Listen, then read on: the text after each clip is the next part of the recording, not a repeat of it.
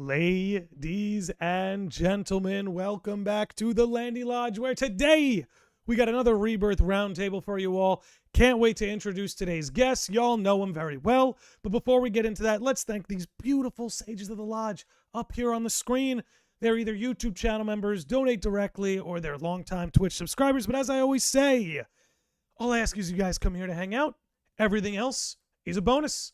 And I see we got a lot of early birds in here. We got Rain, Wisewind, Quarters, Hyrule, Yosuke, Vexodus, Zebulon, and over on the Twitch side, SL White with the subscription. Thank you, SL White. And Star Latte is here. Thank God. One of the best mods in the game. But anyway, without further ado, allow me to bring in today's guest. We've got none other than a wild Rebirth roundtable filled with AndyBru, LanzTheMaster, KittiesinMitties, IllFittingTrousers, and the XVNDER. All of you, thank you for stepping in here today. I'm excited to get into this, kind of pick your thoughts on it. Like I said, my audience, they know how I feel about all of this. So I'm excited to get some other heads into the mix to avoid repeating myself here. But anyway, I say let's just get this started. Everybody knows who you guys are. I've got all your links in the description. Maybe we could do plugs at the end. But before we get into the story stuff, I actually want to keep the beginning of our conversation focused on gameplay, because I think there's a lot to offer there. And I think a lot of the questions raised by the story, often a lot of the online discourse is overshadowed by that. So, whoever takes the reins first and just talk about your gameplay experience with FF7 and not only how it holds up for the series, but in gaming in general. Don't be shy. I just want to say I love how they thought about the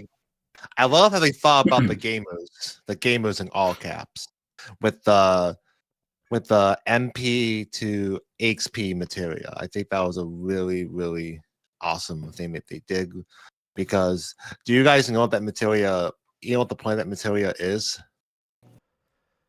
To get you, it's because your XP is so low, your limit gets up faster. So when you do perfect gogs, you can max out. You can get your limit meter up there in 3 or 4 parries, which is really, really impressive. Oh. So it's really that was built for people who do no damage runs. I love when the developers think about the gamers in the FF7 community. Really any community that's action based. Yeah, go ahead, Trousers. Oh, I was just gonna say that's really interesting, and when they think about how players are gonna play very differently like that. I like that. Yeah, I was just gonna say I think I really appreciate that they addressed literally every criticism about the combat in the first game, and they had a solution for it in this game. They had a solution for air combat, and it's not just Yuffie and Barret or your air combat, extraordinaires, but Cloud is crazy in the air. He's the air guy. They gave Tifa a move that she can use in the air. Everybody has aerial moves, and that was a problem in the first game where it's your best character in air combat is Barret because he just shoots everybody. Yeah, I love that they just fix stuff. I love that everybody just has I love that you could perfect parry with everybody, that you can literally perfect parry with Aerith, and it's it's just funny to think about. Everybody has a perfect block. There's improvements across the board, and yeah, there's a lot of the same moves for characters that we played as in the first game, but they did add other things, and I think it feels better. I think just the impact of landing certain attacks feels more powerful, especially with Cloud. I would argue that Cloud was probably my favorite character to play in the game, next to Red and Yuffie, but it just felt it felt good. I like when a game feels good, because I can't play a game where the combat and the action where it doesn't feel good. You know, it could look as good as it wants, and we can watch synergy moves all day. But if it doesn't feel right, that's a big red flag for me. But no, this game feels good, and they give you a lot of tools to make it feel even better. I kind of like expanding on like things they've like really improved on between remake and like rebirth. Like I was a minor issue for me, like very minor in remake, but like movement felt like it was kind of weird where you'd have to take like a ladder to go down a very small like little ledge. Yeah. And with remake, like they're just jumping over everything. And I really love that. Like it felt so much more freeing than kind of like just it was again such a little issue that I had, but just improving on that made it so much like a way more fun experience for me. Yeah, and like the world all around that you're traversing is just more dynamic, you know? Yeah. Like it's not just like hallway simulator, right? Not saying that like, you know, there's definitely games that do it worse, you know, that have come out in the past. But like, oh, I can actually like climb up rocks. That's awesome. Like there's the levels are or the regions are dynamic. And I will say like I think like I do have a minor criticism of I guess the world, and it's just like there are spots where I really wish I could just like jump down from like a cliff, you know, instead of like, oh, there's an invisible wall here, even though like I'm pretty sure if I just jump down there, I wouldn't really take fall damage because it's only like, you know, it's not that high up. But there was also like moments where like I felt very just locked into like, you know, very specific parts whenever I'm climbing things. Like I guess like, and something for part 3, I would like to feel more free than we did in Rebirth. You know, I'm glad that they kind of agree with you. Yeah, like I don't want to like I want to be able to like feel like I'm actually like I don't know, like I heard people bring this up, but like I think a jump button would be cool, but like just like in whenever you're traversing the world. Like I'm not saying you have to give the characters a jump button in combat, but maybe if you're just like exploring in the field, let us jump, you know? Let us kind of mess around. Or, I mean, let us, you know, give us a chocobo that can do everything and let us like upgrade it along the way. Like we got the best chocobo at the very end of the game in Nibelheim. Like, I want more like that. So, would you want fall damage if they gave us a jump button? Sure. I'd take it. I don't, sure. Yeah. You know, why not? Yeah. I was gonna say that was probably my biggest criticism in a way, was I had a very hard time distinguishing what things I could climb up and what things I could not, and it drove me nuts. Yeah, there were even times where I just like to climb everything, and well, I cannot. I will say there were so many times where like I. Well, go ahead. No, Xander, all you. Oh no, yeah, like there was like times where I was trying to like traverse to areas where I was trying to like get to somewhere, but it was like I had to do like this whole entire reroute, and then there was times where I even like risked spoiling myself, and I would go on YouTube and look on how to get to this area, and sometimes it was a lot more simplistic than I thought, and I was like, man, this is crazy. I wish I could just like jump or have a bit more, like Andy was saying, you know, freedom. See, I had a lot. I had a lot of issues with Cosmo Canyon in terms of navigation. Yes. That was my personal hell of the game. And I initially felt that way about Gungaga, but I kind of like Gungaga. I kind of like. I was okay with Gungaga the way it is, because I feel like it's kind of like supposed to be that way, because it's like a jungle, right? Because it's really hard to navigate through the a overall jungle, theme I made kind me of not care when I that. got stuck. That's kind of what I'm having. Cosmo though, I couldn't forgive Cosmo. So yeah, there was a few instances in Cosmo Canyon where I was like, I'm pretty sure I'm here on the map, but I'm not. So it's either above or below me. Well, I look up, oh, that's just sky, so it's not above me. I look down. Well, there's ground, but like, it's like, how do I get down there? And I think like, yeah, like what we were talking about. I think it'd be great to just have more freedom to just like jump around the world, not be as restricted to like invisible walls and like, just kind of like being restricted to where like here's like the very specific points that the devs want you to walk to so that you activate that point where you can like skip across rocks or whatever. I don't know, I think that'd be cool. And then like, and then you reap the consequences if, you jump down because you think where you need to go is down below, and then it's like a 500-foot drop. It's like, well, that didn't work, but at least I could do that, Yeah. That's like that's my only criticism of like, honestly, the gameplay. I didn't really have a lot of gameplay criticisms, to be honest. Yeah. I just felt like I kept getting lost because I couldn't figure out how I was supposed to get places because I'm directionally challenged. Same, Kitties. I got lost a lot too. It was such a problem for me. My major Dude, the one side. Go ahead, Andy. No, I was just gonna say the one side quest in Cosmo Canyon where you have to track. Is it like the sandworm or something? That was awful. That one was rough. A little too long to figure out how to do. That one was rough. I was just I mean, it's not just like figuring out like how to read the scanner. I mean, I guess that wasn't that bad, but like I'd be like going straight, and then like the scanner would get like bigger or smaller or whatever to show like how much closer you are. And then I'd be going the same direction, and then it would be like, no, you're way off. I'm like, what? Like I was just you can't do this to me. Yeah, that quest was rough, but the reward for that quest was worth it because you get another magnify material out of it. So, yeah, they make it. Yeah, I like how they.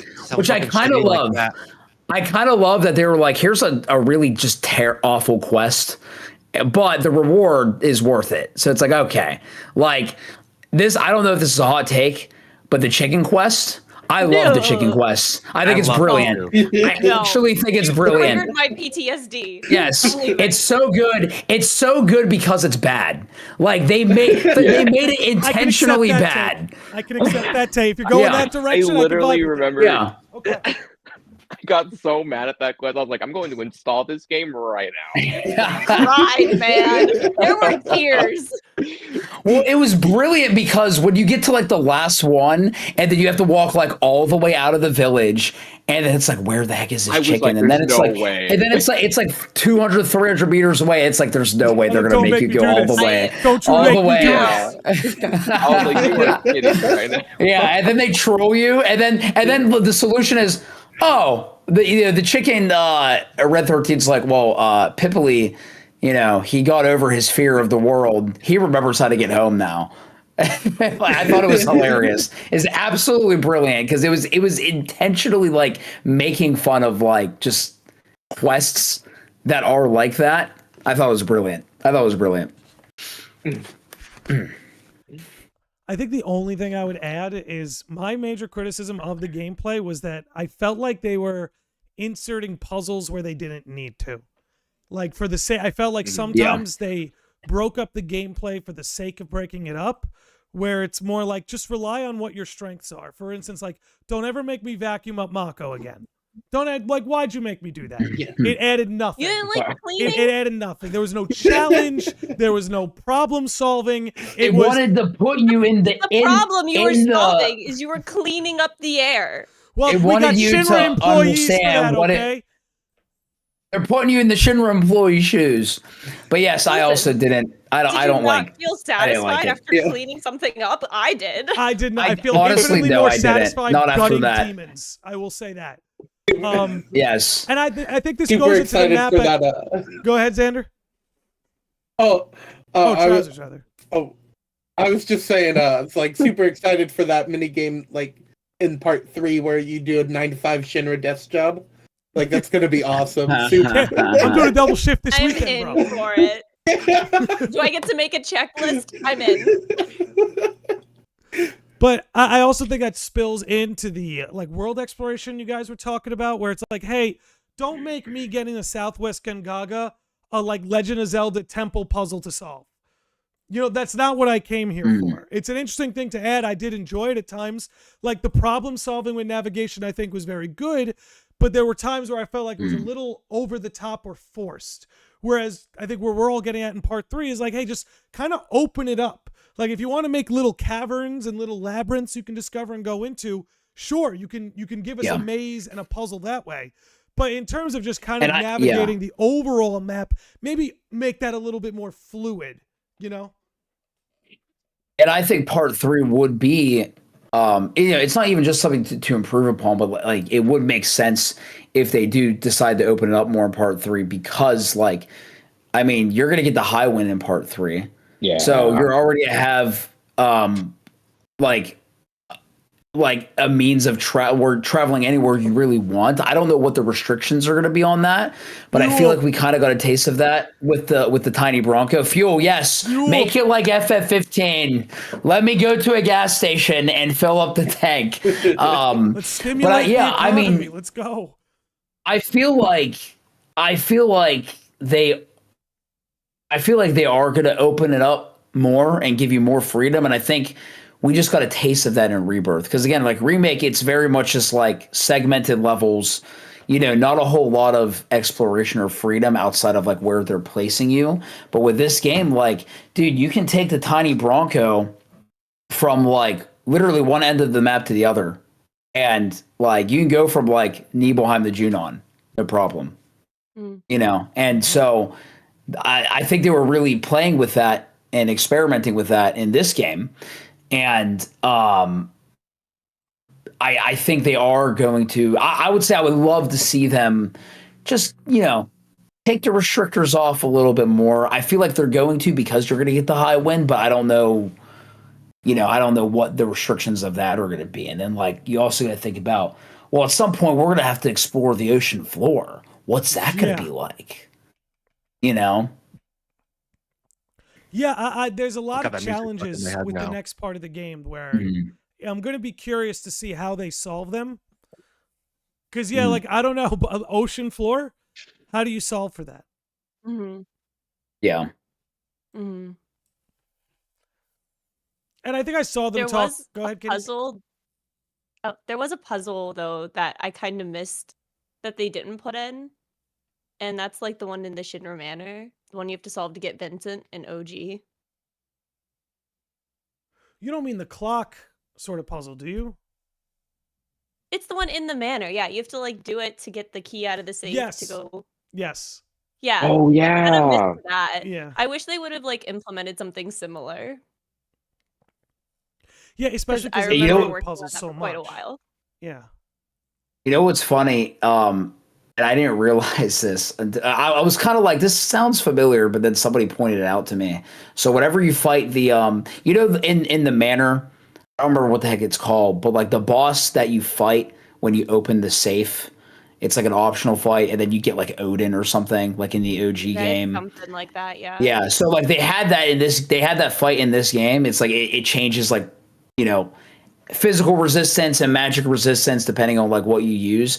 So the code to get through like the door to where that fight was, I'm trying to remember exactly like the order of how things happen, but the code to get through that door was the same exact code from the OG game. Oh, that's cool. Which is really funny. Yeah, I was like, I swear this sounds familiar, because I remember I spent a good maybe 30 minutes in the OG, like trying to like put the code in fast enough and then missing it by one or something and then having to start over. And I was like, yeah, I definitely remember there being like a 30 something and then like a 90 something. And yeah, it was the same exact code. So that was cool. Nice little touch. I feel like there was a lot of that in Rebirth. There was a lot of winks and nods to all corners of the FF7 material. You know, I feel like there was a lot of that.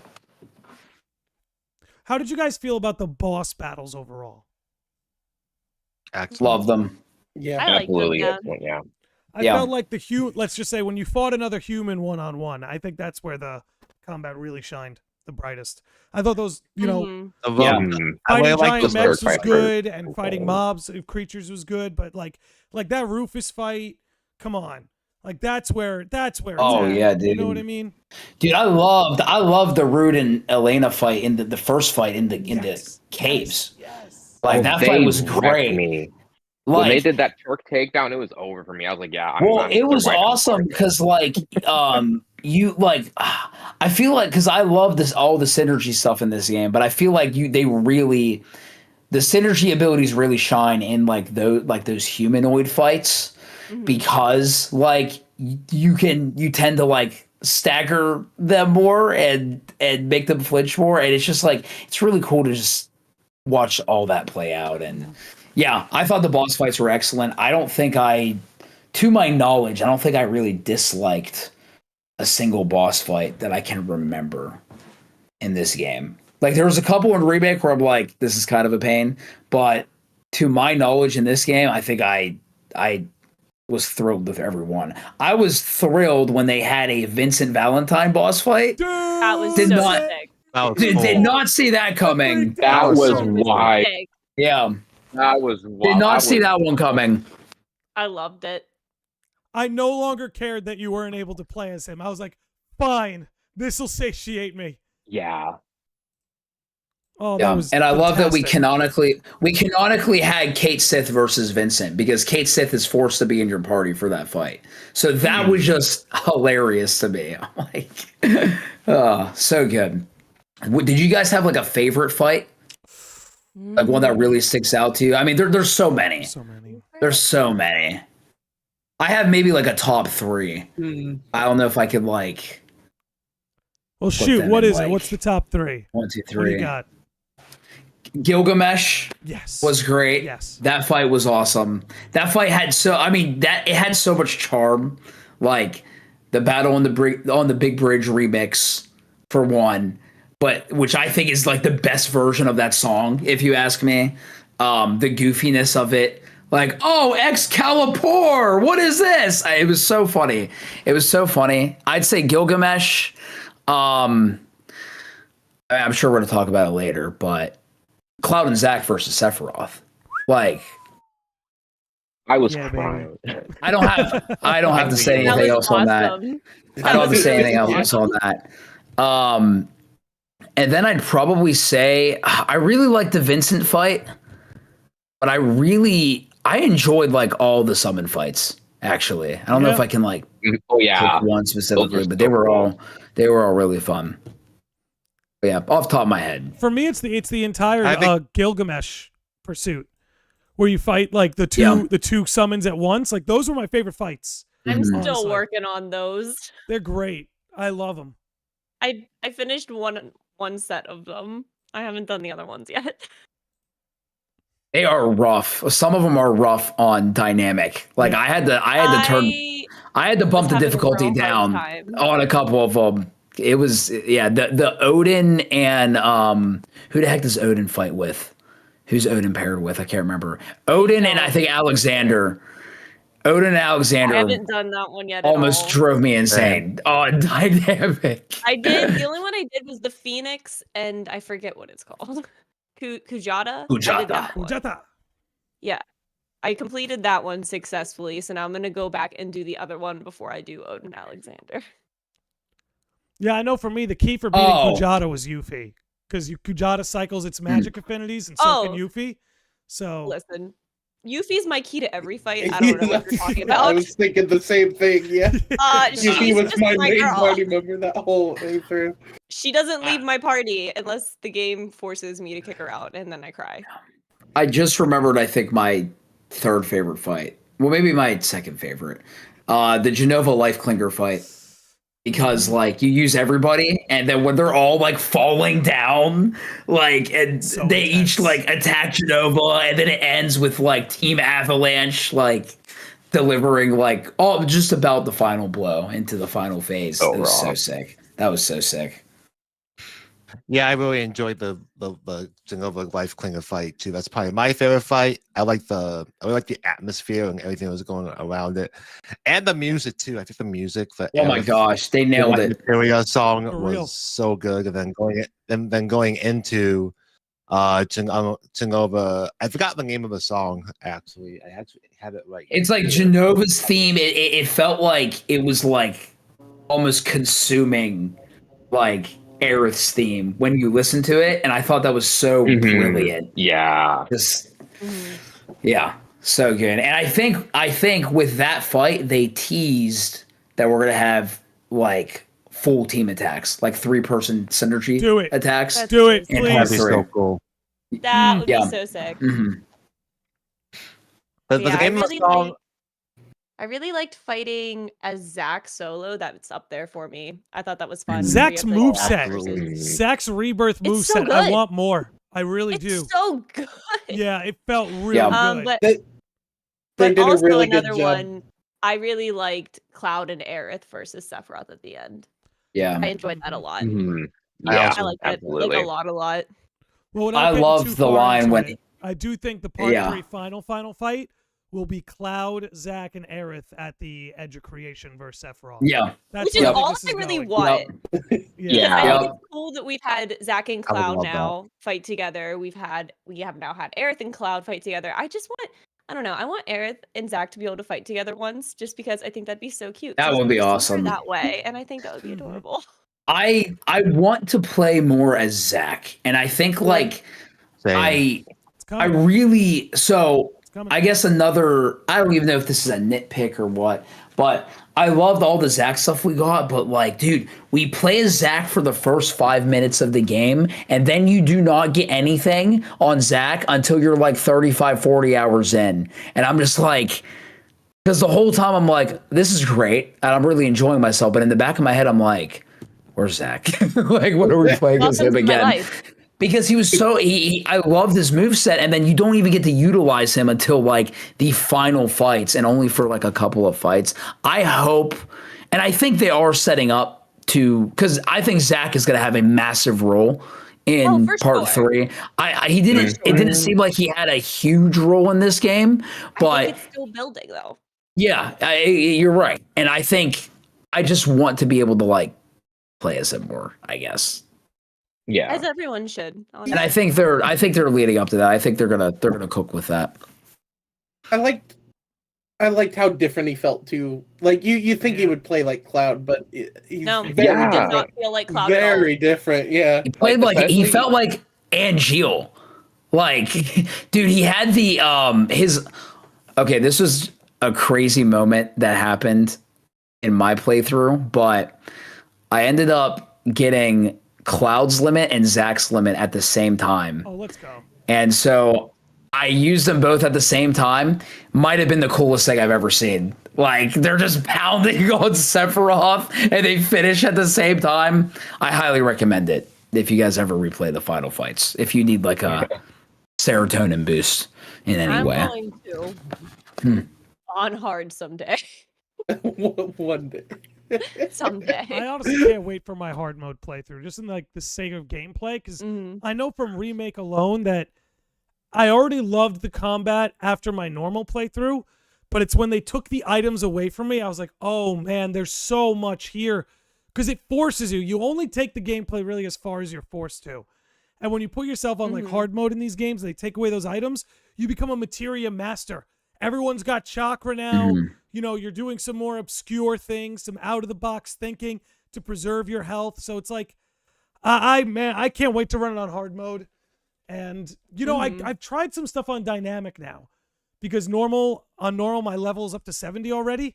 So I started putting it on dynamic, and I kind of wish I did the base game that way. I'm not gonna lie.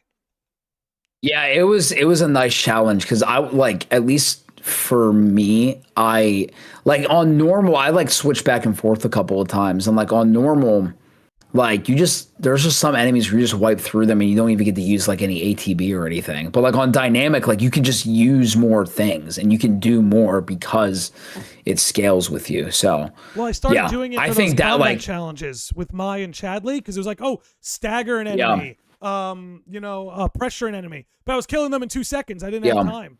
So ultimately, I had that problem. switched for that. Yeah. Yeah, I recommend if anybody gets into Rebirth, start off, give Dynamic a shot, see how it is. And if you need to like bump down the difficulty, I mean, you can do that at any time. But I think Dynamic is like the way to play the game for sure. If you want the best experience out of the gameplay, out of the combat.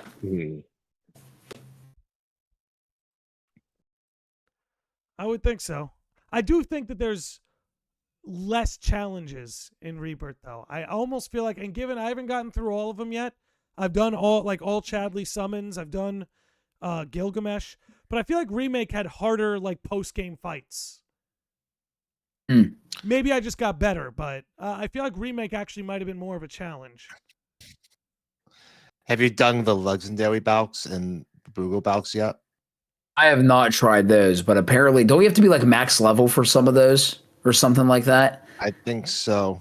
Yeah, because that I haven't tried them, but I would imagine that that's probably what you're looking for like challenging fights.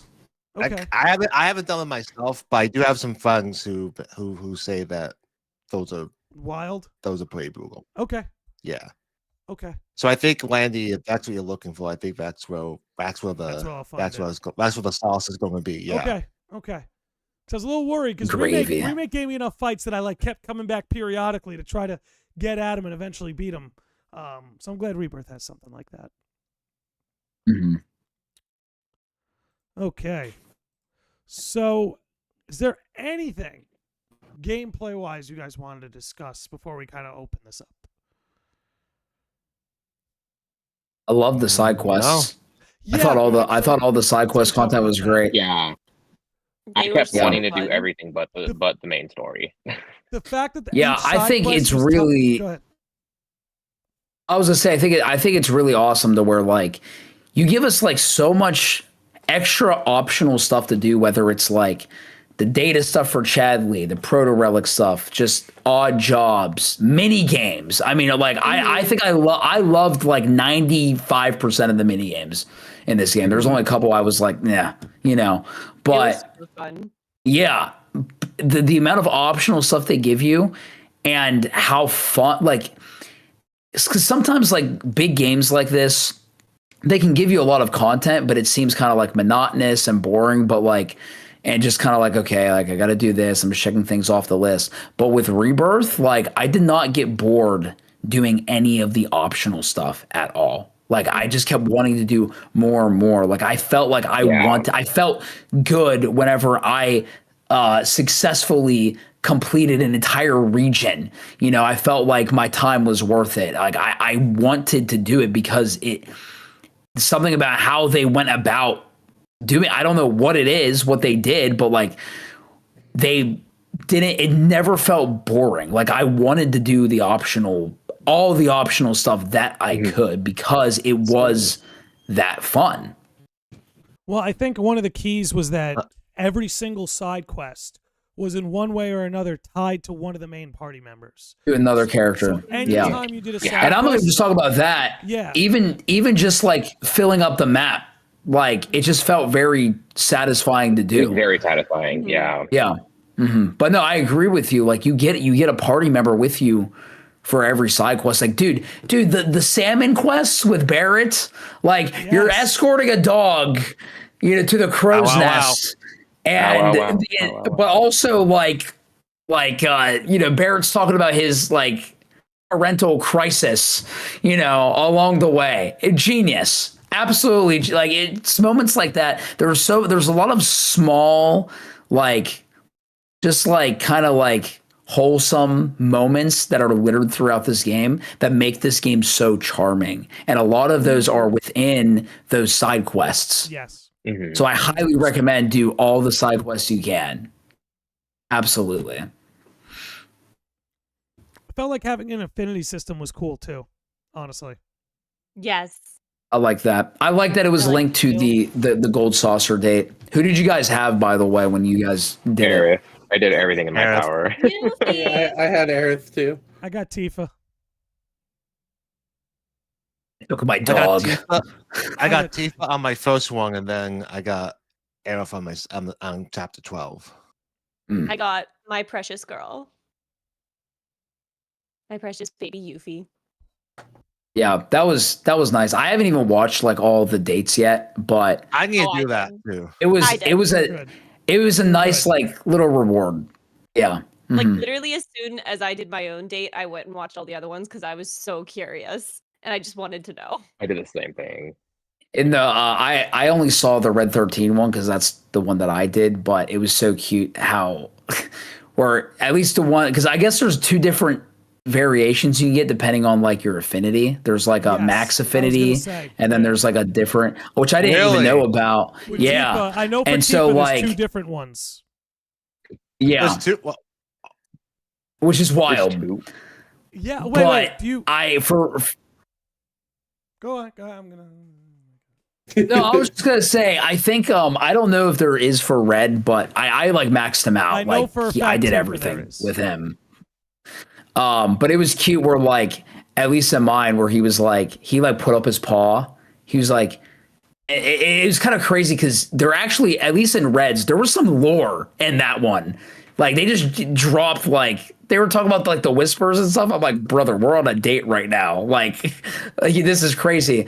But he was like, you promise like you'll save Aerith. And Cloud's like, yeah. And then he goes shake on it, and then he puts up his paw, and that then hurts.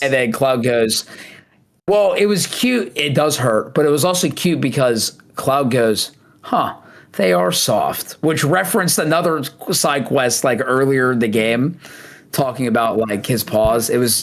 I loved it. So good. That is cute. So good. I personally feel like someone read my mind when making this game because in Yuki's date, they talk about Zach. Ah, And it's Mhm. cute. They talk about how he was like her first crush and like she references all the Treasure Princess stuff. that oh, went that's on. so cute. It was actually the cutest thing in the world. Like I told you, I think they read my mind and were like, we're gonna write this because Kitties loves these characters, and this would be the best surprise for her. I think Crisis Core fans ate good in this game. They did. Yes, we did. Yes, We- sir. Yeah. We did. Yes, sir. Gongaga was one of the best regions in the game. Oh, yeah. It was my Oh, favorite absolutely. region in the Yeah. game. Mhm. Despite having traversing the terrain difficulties, it was still my favorite. Yeah, same. It was Well, also so because pretty. like Gongaga, correct me if I'm wrong, but I'm pretty sure it's optional in the original. It is. It is. Yes. Yeah, believe completely so, yeah. optional. and it's you go from like a couple screens in the original game to a fully fleshed out region that is completely brought to life that has Cisne. That's all you need for It's all you me. need. It's all you You need. know, Same. and like throwing some Crisis Core music in there. Like, yeah, Crisis Core fans specifically ate really well across the board in this Yeah. game. Mhm. We did. Yeah, I they also they really I don't know. enjoyed the How do side Crisis quest. Core feel? How do Crisis Core fans feel about Cloud and Aerith's date? I don't want to talk about it. They, Don't do this to me. I have conflicting opinions, and they're both my opinion, and I don't want to talk about it. well, we'll get confluence of there. I'll say my opinions. thoughts. Don't make me I do only this. did The I reunion only of did the date opinions. with her. I have two for completely me- different opinions, and I fully, wholeheartedly believe in both of them. No, like the whole time because like for me, romancing Aerith or having the affinity just go entirely to Aerith, like that was just like my inner like child that played the original that like was like in love with Aerith. But it was like every single time I did things with Aerith, and then I would see just like the conversations and the different things and how like your relationship would change or deepen with Tifa. And every time like it just felt like a knife was going deeper into my heart because I like felt and understood her pain and her just like wanting to like have Cloud see her and all this, and then I'm like over here romancing Aerith. I'm like, I'm so sorry, Tifa. I'm so sorry. It really felt like, at least in this game, for me, it really felt like and I love that they did this, but they really emphasized on like Aerith being alone. Yes. she's Like- lonely. Mhm. Yes. Yeah, and even like with like the whole trial and the Temple of the Ancients, to even just like little like even just like little scenes, like even like in Nibelheim when she's like sitting like on in the tower and Cloud has that conversation, and like I really enjoyed that because I don't know, there's just like a lot of things that they expanded upon that I'm like, yeah, I'm really glad that they emphasized on like that, for example. I love that they made me love Kate Sith. I can't believe I'm saying that in 2024. I cannot believe it. Kate So Sith was many so people have said that, and Yeah. I Like, always liked Kate Sith, but this I game made cannot- me love Kate Sith. I'm Kate Sith stan. I cannot tell you how mad I was at myself because I was like, knowing the original story, I was like, I'm not going to see you later on anyway. So I did not bother building Kate Sith. I did not touch that character. So when it forced you to play him later on, I had the worst time. And I was like, I'm never going to like this character. But I was the guy who I totally forgot to like put my materia back on with him whenever we got him back in your party. So whenever like during like the final fights, he has like nothing on him. And he's just doing his best. He's just doing his best.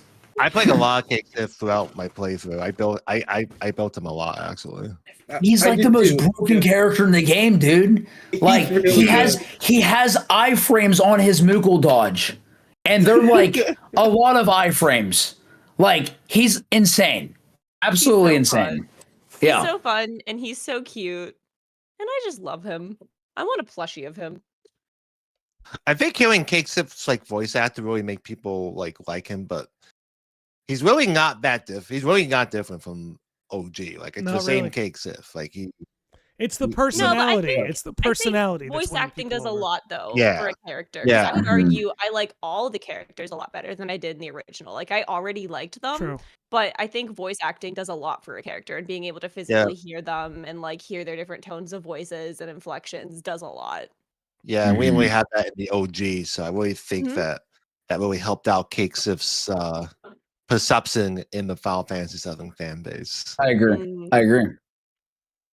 So No, I will not lie. I did call him a dirty traitor in the original, but I love him in this one. Well, I kind of like the way he Well, he explains does- he himself is in in this this version. too. I like the way he kind of He's explains a himself. Like, I'd dirty rather the traitor, though. Turks He's a cute take the traitor. risk and go in We there than couldn't you mention- guys. Mhm. Yeah. Yeah. And he can't just like tell them exactly what he's doing then and there, because then like they would just go, like what's the point? Like they would just go in. So He does Yeah. try and say something before, though. He kind of says something to them before the entire thing goes down. There's layers. And confliction in Kate Sith, which I like. don't know. Because knowing that I he's love connected him. to Reeve makes it a little better. But Yeah. Mm-hmm. by I the don't way, know. I don't think I could ever dislike him now because I came to the the realization that he is a kitty in MIDI, and I he is.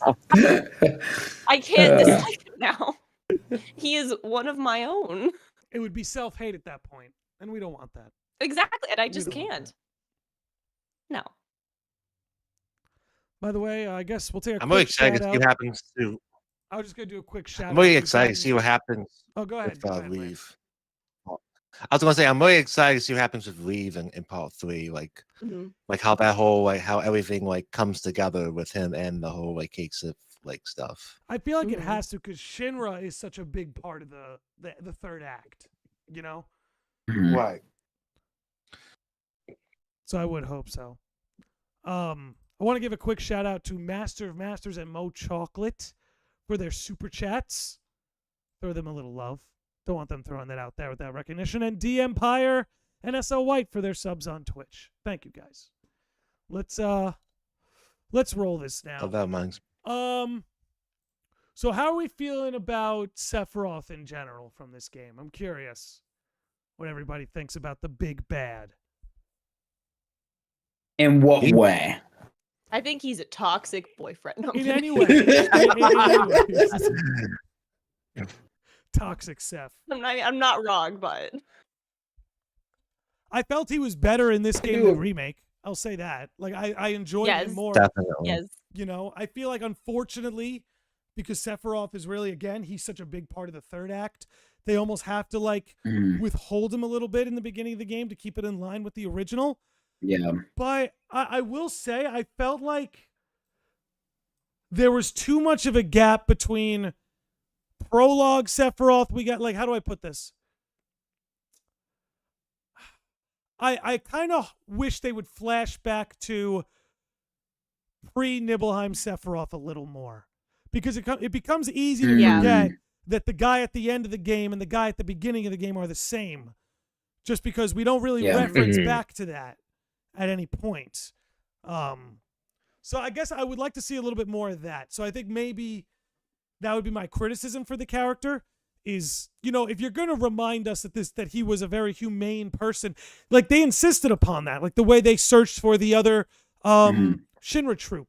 Like they insisted that, like, hey, he wasn't just normal, you know, he did actually have like a soft spot, you know? So See, that's what I think they're using Ever Crisis for.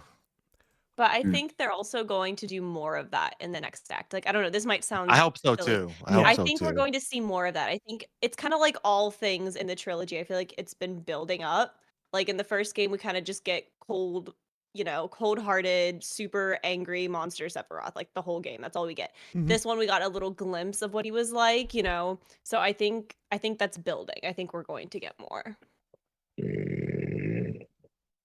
I mean, we have to, because, like, I mean, so let me ask you this, because I tend to forget that, especially with just how Sephiroth's portrayed in this game, I tend to forget that we're actually not really seeing the actual Sephiroth. Like, Sephiroth is still in the crater, you know, and that's like what is so crazy for me to wrap my head around, because like he seems so real, and then like even like Tifa sees him in the live stream, but then again she's in the live stream, like you see all kinds of stuff in the live stream, you know. That might be the most real Sephiroth we've seen, was the one she found in the live stream. Well, yeah, because like that's how his body gets to the crater, was via the live stream, so it makes sense.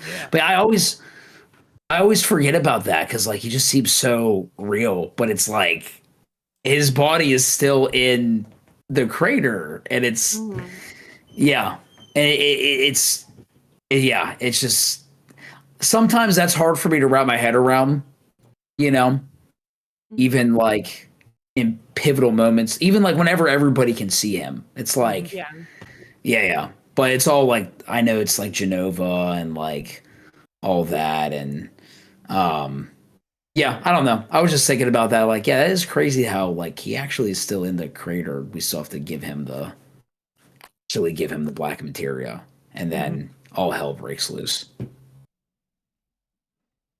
Something I did enjoy quite a lot was I feel like there was a lot of scenes where Cloud would see Sephiroth and everyone else would just see like a black-robed person. Yeah. And I enjoyed how much of that there was, because I feel like that's like most of the game. Yeah. Well, I feel like I liked that they were doing that and like almost setting the scene a little more, and like kind of showing you how much is in Cloud's head a lot of the time.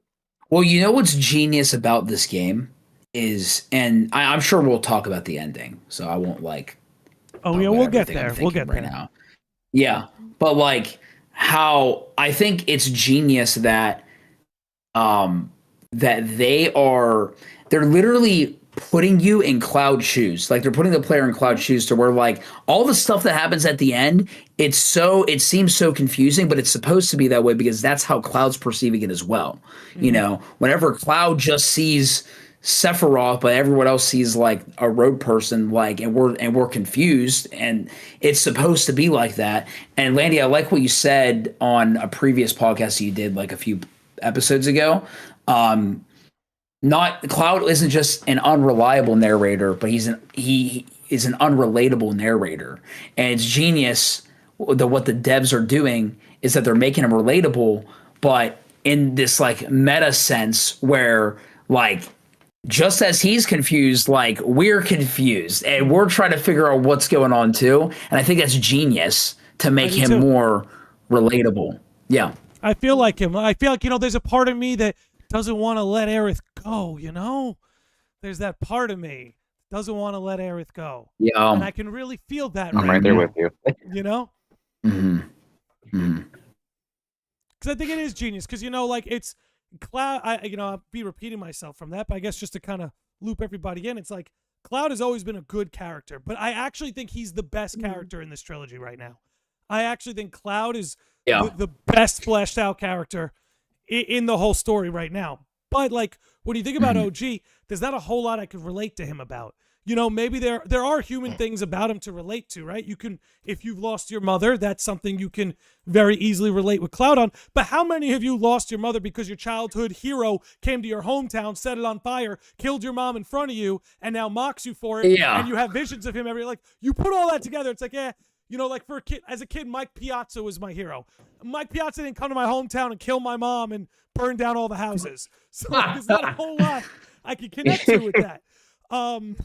But and then on top of that, you have like fractured memories of like one of your closest buds, and it's like you remember him dying, but you don't remember how, and it's like I can't relate to that. Correct. I can't.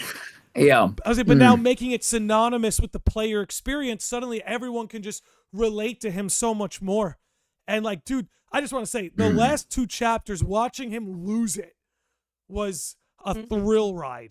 That was a thrill. It was awesome. Watching him lose it like that. It was so wild. I'm not like him. And it's like, if you have to say it, buddy, There were a lot of times where he almost seemed very childlike to me in those last couple chapters. Oh, and he went full on. Dude, he went full on. He went full on Schmeagle at the end. Precious. That's mine. Yeah, where he taunts her. Oh God, I almost lost it. The laugh, dude. Props to Cody Christian for the voice acting. He's brilliant. Yeah. Just and the thing was like. It made me think about how scared all the other party members must be because I was scared. Same. It got to a point where I was like, okay, Cloud. Let me tell you, I fought tooth and nail, by the way. During that part, I tried really, really hard to not let it happen. Barrett is my favorite character in this trilogy, not only because I think he's incredibly well written, but because at the end there, that look he gives Tifa, that look of like, you're really not going to say anything still? Like, one of the funniest parts in the beginning after Cloud and Tifa fight, and his face is like so dry, he's like, you guys fight?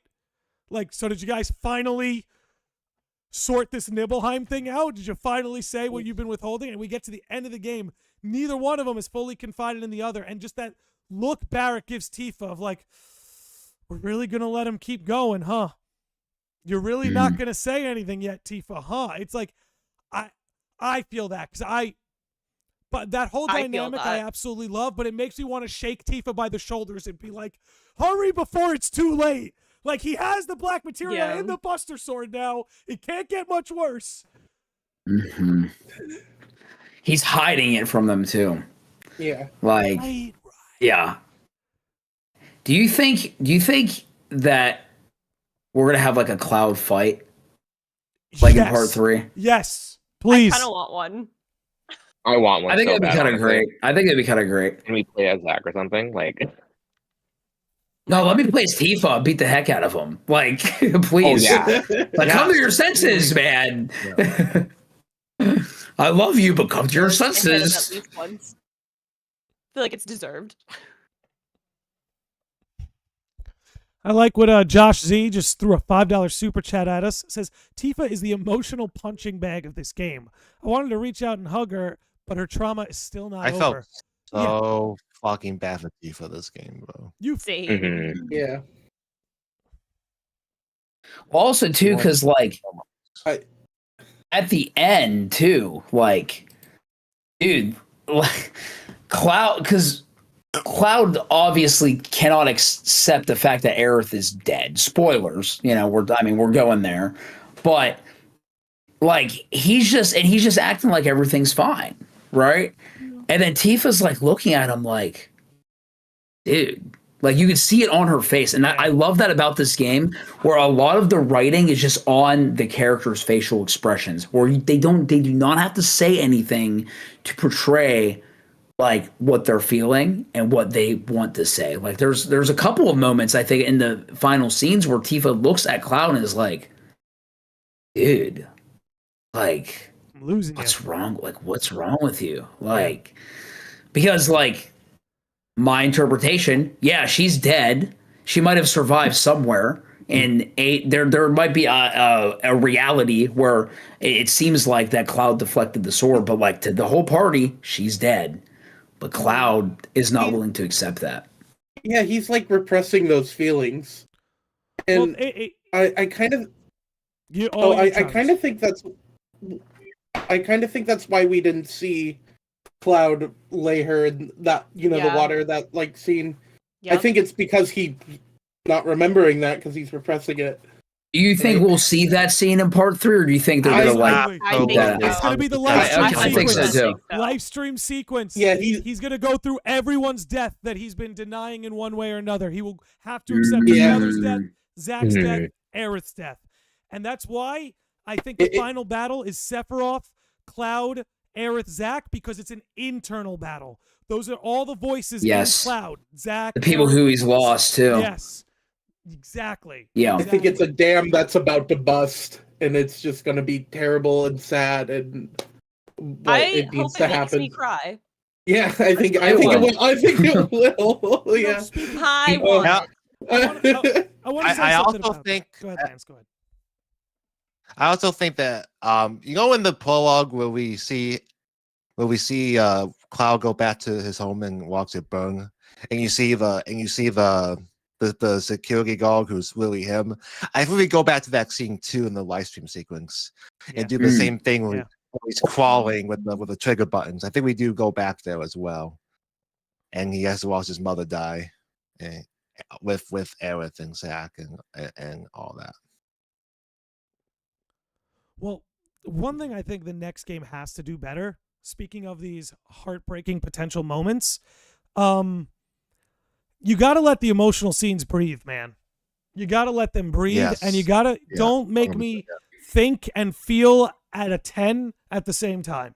You can't do it. Don't make me do that. Yeah, don't make me do that. Mm-hmm. Like, again, the most emotional scene in this whole game for me was Barrett and Dine, and then like right after that scene ends, you threw me into a boss fight where Palmer's smacking his ass. And I'm just like, that fight did not need to be there. Like that six different holes in my face. Like, can you give me a minute? Granted, like the fight was fun, but that fight should not have been in the game. Like, I agree with you. Like that, and that's my biggest criticism of the story overall. Is that's a great example of like, the game doesn't really let you breathe in certain moments. I mean, dude, even with Aerith's death, it's like you're trying to figure out what's going on because you're seeing two different worlds at the same time, but you want to feel the impact, but it's hard to, because it's like whenever your head and your heart are working overtime, you're not going to be able to feel what you should be feeling or what you want to feel. And so, yeah, I think that is something they absolutely need to figure out how to be better with in part 3. Like, let the story breathe a little bit. Like, let us. I would have been so fine with like after like the whole Dine sequence, if like we just like walked away and we're just walking with the party and we're just like talking, or if we were all just silent. Like, there didn't have to be a huge battle. Granted, it was a fun fight. I won't like say it wasn't, but it didn't need to be there. I think that the emotional weight of feeling what Barrett is feeling and what these characters are feeling, I feel like that is going to stick with me more than like some of these boss fights or some of these other things. Yeah, that's kind of. Oh, God. No, you. They know what I think. I was thinking. I agree. I totally agree. Like we need, especially as the players, we need some time to like breathe. But I also think from like a story perspective, that's really hard to do, because when you give us a chance to breathe, you're also giving these characters a chance to breathe. Mm-hmm. And I just like, especially with everything Cloud's doing, like repressing everything, you can't really give him that chance to breathe, or Like, can I offer perspective? Yeah. So I think Honestly, so I kind of still like the way they did it because I don't know, I guess to me, like it's kind of like you're saying, like these characters don't really have a chance to breathe, and so I guess I kind of feel like I'm feeling the way they do, if that makes any sense. Yeah, yeah. So like Yeah. Barrett's Yeah. forced to That's a good confront way to look at Shine it. and have this big like emotional reunion with him, but like I feel like part of what makes me relate to him is like knowing that like he doesn't even get like a chance to breathe. Like he has to jump right into the next thing too. So I don't know, I feel like I feel a little more connected with them, if that makes any sense. Like cuz I feel like I'm experiencing what they're experiencing. And I'll say Perhaps they could have done the escape. They could have done like the escape with. They could have done the Palmer fight, but only like the part where you escape and to get the buggy and not do like that boss fight. Yeah, they could have put it in like a different spot, Yeah. Yeah. like in that sequence. Yeah. And I'll say I'll give them a lot of credit too, because I know like we may have criticisms about it, but that is what they were going for in the Aerith scene. Because like, you know, you brought up Andy, they want to put us in Cloud's shoes. They want to put us through Cloud's eyes. So like, yeah, having to like think and feel all that at the same time, like that's kind of the same thing going on in Cloud. And like, Well, that's exactly. Yeah. It's what's going on with Cloud. He doesn't know what's going on. Like he's seeing multiple realities at the same time, and I'm sure we'll talk about it later. But Tifa also was seeing multiple realities in that moment. let's too. talk about that now. Mhm. Let's Like- talk about that right now. Okay, We're an yeah, hour yeah. in. We're good. Which I thought was interesting. Yeah. It implies No, I that she thought could that was see both. interesting. Yeah, and I think that has to do with like her falling into the live stream. Like that's the only thing that makes sense to me because none of the other characters seem to have a moment like that. I'm just wondering like why is it, you know, Cloud is seeing like Cloud sees the giant rift in the sky at the end, but no one else does, or at least to our knowledge. Like we, you know, so like why was he able to like see that and all these other realities, and Tifa was only able to see like maybe a flash of what seemed like another reality where there's like, you know, it showed like blood like on Aerith's hands or something, and then it like flashed out of it. It was weird. Like I don't remember it exactly. I gotta watch the scene again. But it's like, what else can she like? I want to know what's going through Tifa's head, because obviously, like, outside of like, okay, Cloud, like, there's something seriously wrong with you, and you can tell that she's definitely thinking that with the way she just looks at him at the end of the game. But like, what else is like going through her head? Because she saw something else too.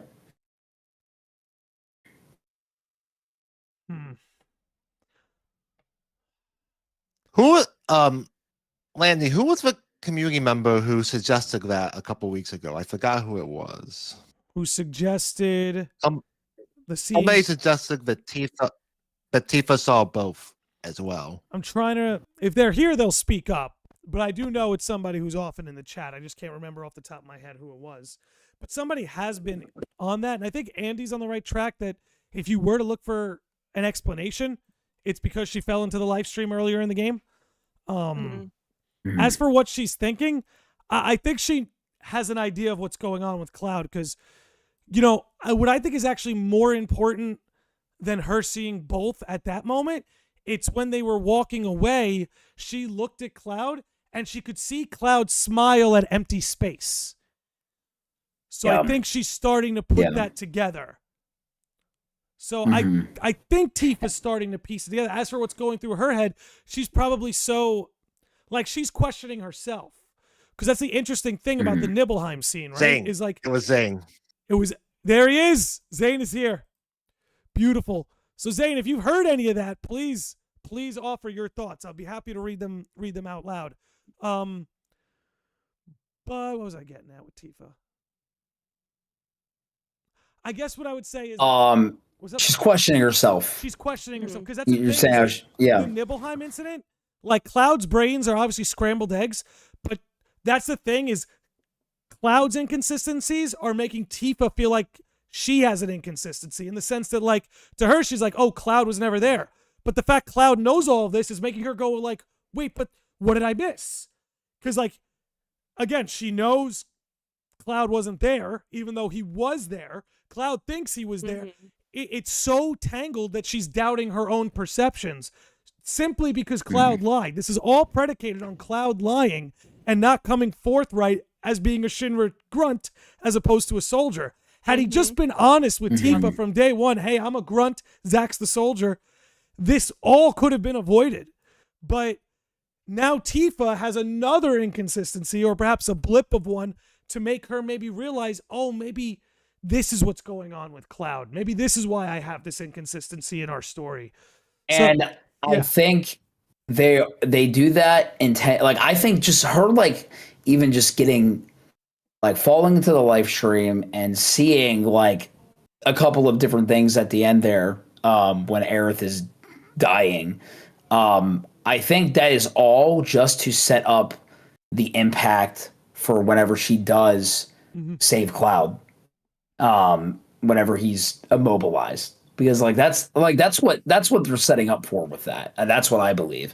Like, because they really want you to, they tease it a little bit whenever she's going through the live stream. Because like my thought process was like, they're doing this now? Dude, I freaked. Wait a minute. I freaked. I was like, what? I was like, they're doing this now, but and I'm also wondering like, dude, I think she's gonna end up seeing like Aerith in the live stream or something.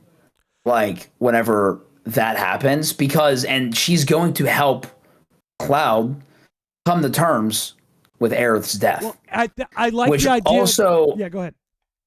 Yeah. No, I was gonna say, which also leads me to believe that so you know how, and this is a whole other topic, but you know how we have like the clear materia, the hollow materia, and so how Aerith, I think it was in like Costa del Sol, she's showing it to like Red 13 or something, and it's hollow.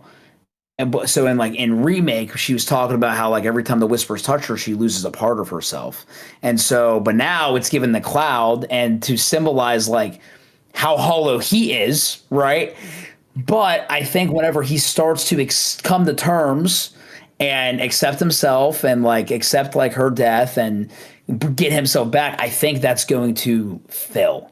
I think it's going to be full by the end of the game. And I don't know what the heck is going to happen with that, but I think they're going to do something with that. I don't know where else I was going with that. It was just a thought. Yeah. Well, what do you think? This is what I've been trying to trip on, is what do you guys think caused it to become hollow in the first place? Because that's an anomaly compared to OG, right? So what stimuli was inserted here that hollowed out that white materia? Obviously, it has to come from Sephiroth's end of things, but I'm wondering, was there any sort of inkling as to exactly what that was? I think it was defeating fate. I think that's what did it, because they said after, I think Red, on like Red's date, I remember, he said that they can't see the future anymore after that fight too. Maybe because it doesn't exist. And I think it could be, but maybe that's. I feel like he knew Red.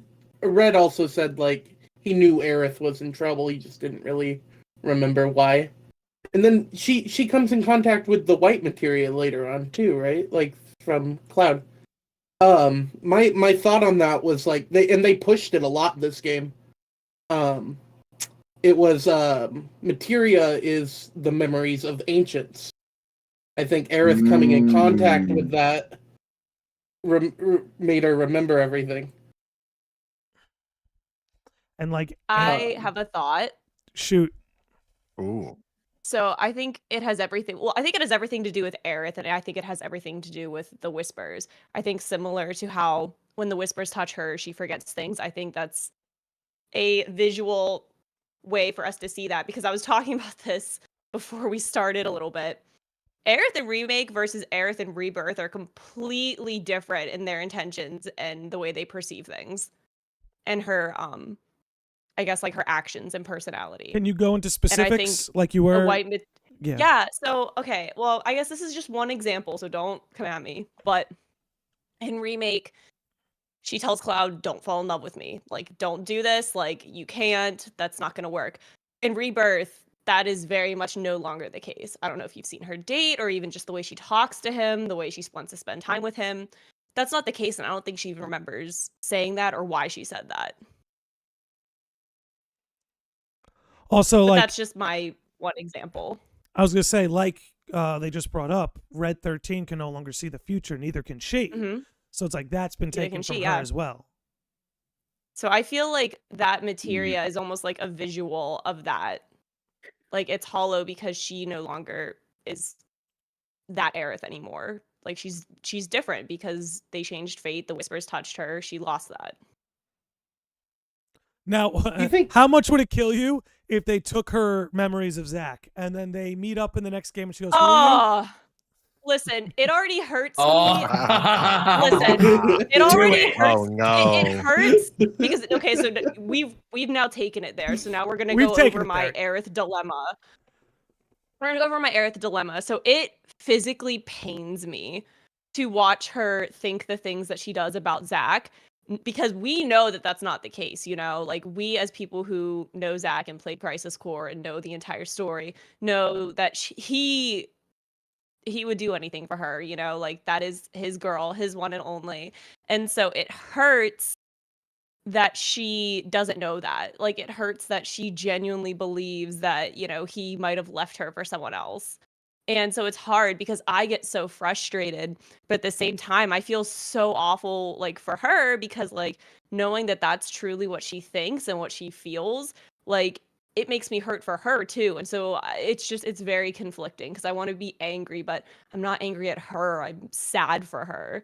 And I think if they took her memories of Zach, I would just be even sadder. Like, I don't know. I don't know if I could handle it. I want to say something real quick. I do want to keep specifically going on this because I think it's fascinating. But I love that, like, whether it's like the way people like yourself may be feeling about Aerith right now or how we all feel about the Yeah. ending, it's like there's a confluence of emotions around this entire game, which is one of those major It's so thematics of hard. making everyone have that confluence of emotion.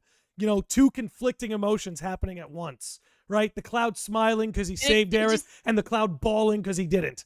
Like you're mad at Aerith, Yeah. but you understand what she's doing. It's like this is But all I over the understand what she's game. going through and I feel Yeah. for her. And so it's so hard because like part of me wants to be mad, but then part of me is like, but she doesn't know that. She doesn't know better. Like sympathize with her and what she's thinking and feeling. And then I do. And I'm just a mess.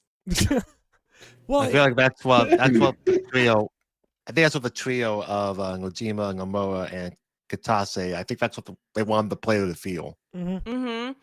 And it's so hard because, like, again, like, I get very frustrated because I know what I know. And so it makes me upset. But at the same time, like, she's just a girl and she doesn't know these things. And she should be allowed to try to be happy in whatever way she can and cope in whatever way she can. And it's just so hard and it breaks my heart.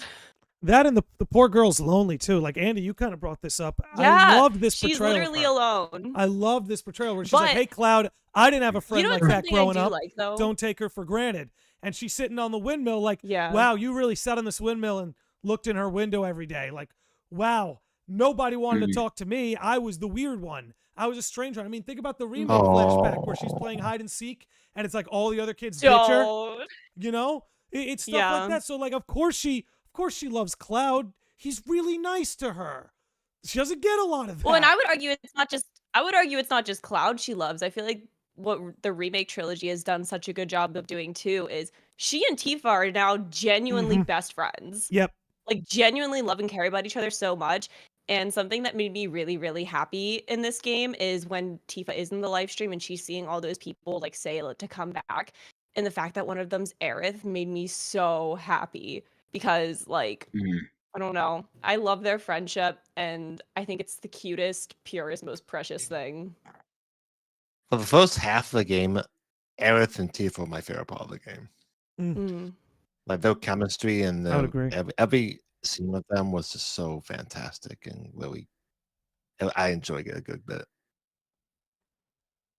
Yeah, I loved watching them have so much fun in Junon whenever they were dressing up as the grunts for the parade. Which, by the way, I thought it was great to just include to actually show them in the parade, instead of just like in the original where it's just like, oh, like Cloud, like you just gotta walk out and then get in your spot and then hit some buttons. Like, yeah, Junon, what I think was one of the best parts of this game for me. Like the way that they the bald brought coat. it to life. The bald bar, bald coat. like I couldn't believe what I walked into. I want to go. I have to go. I want to have a Mountain Dew with Roog. Dude, like, but also whenever you're like recruiting your squad and then they're all following you. Those are my boys. Like, sir, yes, sir. Yeah, and then they join you. They like join you to like fight with you of like, oh, we're gonna find the one who tried to assassinate Rufus, and then meanwhile it's like us. And so, but it's like it was so. Oh gosh, I thought Junon was exceptional. It was one of the best parts of the game, and everything that they added made it so much better. And dude, they're coming back. The 7th Infantry is coming back and they need to. They're gonna be on the high wind. They're coming with us on the high wind. Oh god, please. There were so many things like that. There were so many things like that too throughout this entire game. That just, to me, I see the remake trilogy as like an amplifier. Like it's just there to amplify all of FF7 in every way it can. And contrary to some discourse, yes, keep 90% of the story exactly the same.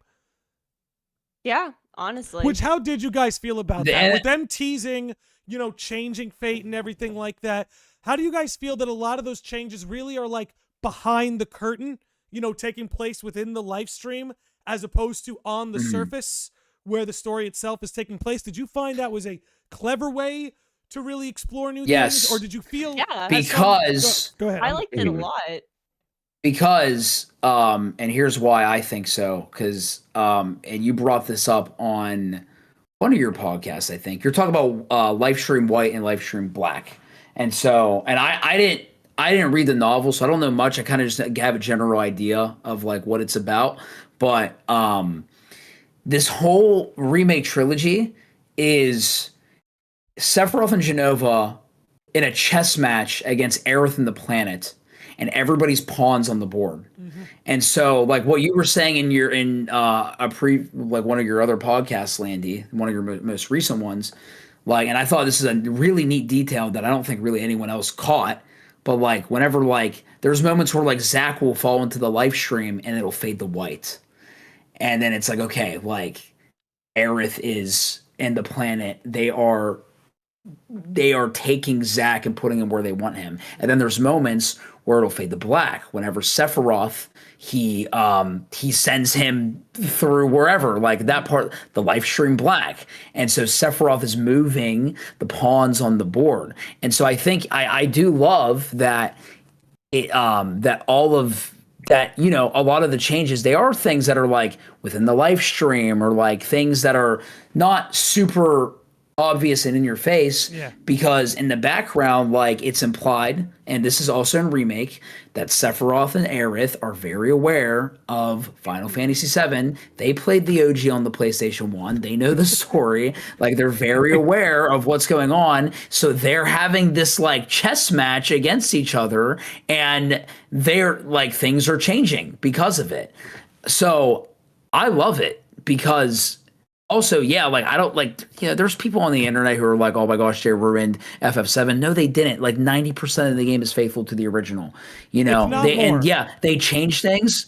Yeah, they changed things and they added things for emphasis. But like, I think that's a good thing, because I don't want to just play like the same old thing. I want them to keep me honest and keep me on my toes. I like to it at the time. Like I like that I like that they're altering things, but they're not altering things as much as we think they are, because when you think about it, at the end of, and we've had this conversation before, at the end of remake, what happens? They're on their way to calm, just like the original game. At the end of Rebirth, what happens? Well, Aerith is very clearly dead, Yeah. And they're on their way to the crater, just like the original game. All the events are still going to play out and take place, and it might just look a little bit different. But the thing, Final Fantasy VII is still going to happen. And because of the changes that they're making, I think and I hope that it's going to lead to a more conclusive ending. Because I do like ambiguous endings. I won't spoil it for people who haven't played it, but FF16 is a bit of an example where it is pretty open-ended as to like some things that happened. I like them in certain contexts, but with the original FF7, I didn't like that it ended so ambiguously. You know, like I feel like there needed to be some closure. There needed to be some kind of conclusion, and there wasn't that. And I think with all of these changes, they're really going to hone into that because I think they are setting up for a better ending, a more conclusive ending.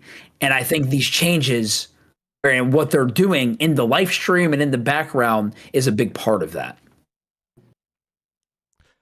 I would agree with your entire assessment. Like I'm not sure what else to say other than that, but like I think the way you've laid that out is perfect. And honestly, the devs have been outright saying that in interviews for years. They've said we're not here to change the story of FF7. We're here to flesh it out more. You know, things of that sort. And again, a lot of the things that somebody chimed in. Take it. Oh, I was just gonna add on to what you were saying. Didn't they also mention they were gonna like have this basically lead into Advent Children being like that conclusiveness to where like it perfectly flows into like where Advent Children would make more sense as opposed to OG7. And it's like just knowing that knowledge, I'm like I'm not expecting to not have, for the same events to not play out and like, bouncing off Andy where it's like, sure, they might do something a bit different, but it's all gonna form out the same way. Like they already have a goal in mind. They're just spicing it up and adding things here and there. Maybe this might happen a different way, but they might reverse it because they're still going to have it happen the exact same way later down the road when it's supposed to. Like they're just doing it's almost kind of like we're getting the director's cut. That's a good way to put it. Xander. I like that. Yeah. Huh. I think it makes the journey more fun, and I think everything they're doing is very necessary. I think it's the perfect balance too of like new versus like staying true to the original story. Like I think it's the perfect balance. Yeah, I want to bring up something Zane in the chat says because I do think it's interesting. It says after all this talk about changing fate, if nothing meaningful changes in the end, then I'll feel like a lot of this stuff was unnecessary. So I actually agree with that. So something in the end will be different. Now, a lot of people thought and continue to think, and I'm not invalidating this, we got a whole third game to flesh out. So a lot of people thought the changes would be very Aerith-based. Now, there's less of an argument, let's just say this, there's less of an argument for that today than there was at the end of Remake. So, if there is a big change coming our way, what do you guys think it will be? Is it as simple as maybe as Andy's laying out is like, okay, we're going to get a definitive ending of humanity survives and prevails and persists, or humanity gets fleshed out or, wiped out. Maybe it's as simple as that, as giving further context to Red 13 and his cubs looking over Midgar. Could be as simple as giving us full context for that. Or do you think there's something really pivotal that's bound to change? Or perhaps is this just an excuse to turn Cloud inside out so that you could have this final battle? Because like at the end of OG FF7, you kind of have that cutscene that's sort of like an internal battle between Cloud and Sephiroth. It's not happening in front of the rest of the party. It seems very internal. And somebody brought up Carl Jung and the subconscious earlier, and the devs have brought that up in the Ultimania. So, try to keep a lot of that stuff in mind. We talk about it on the channel a lot. That said, I feel like a lot of the changes you may see might be a way to really show a physical manifestation of Cloud's inner struggle. And I can't think of a better way to do that than like Cloud, Aerith, and Zack versus Sephiroth. Like I've rambled on a while here. So what do you guys think will be the change, or do you think it's one big red herring? I don't think it's necessarily a red herring, but I don't think the change is going to be something like drastically different, if that makes anything. I agree. If that I makes agree any with sense. Kitties. Yeah. I think it could be as simple as what you're saying. Like, you have different contenders maybe in that last fight.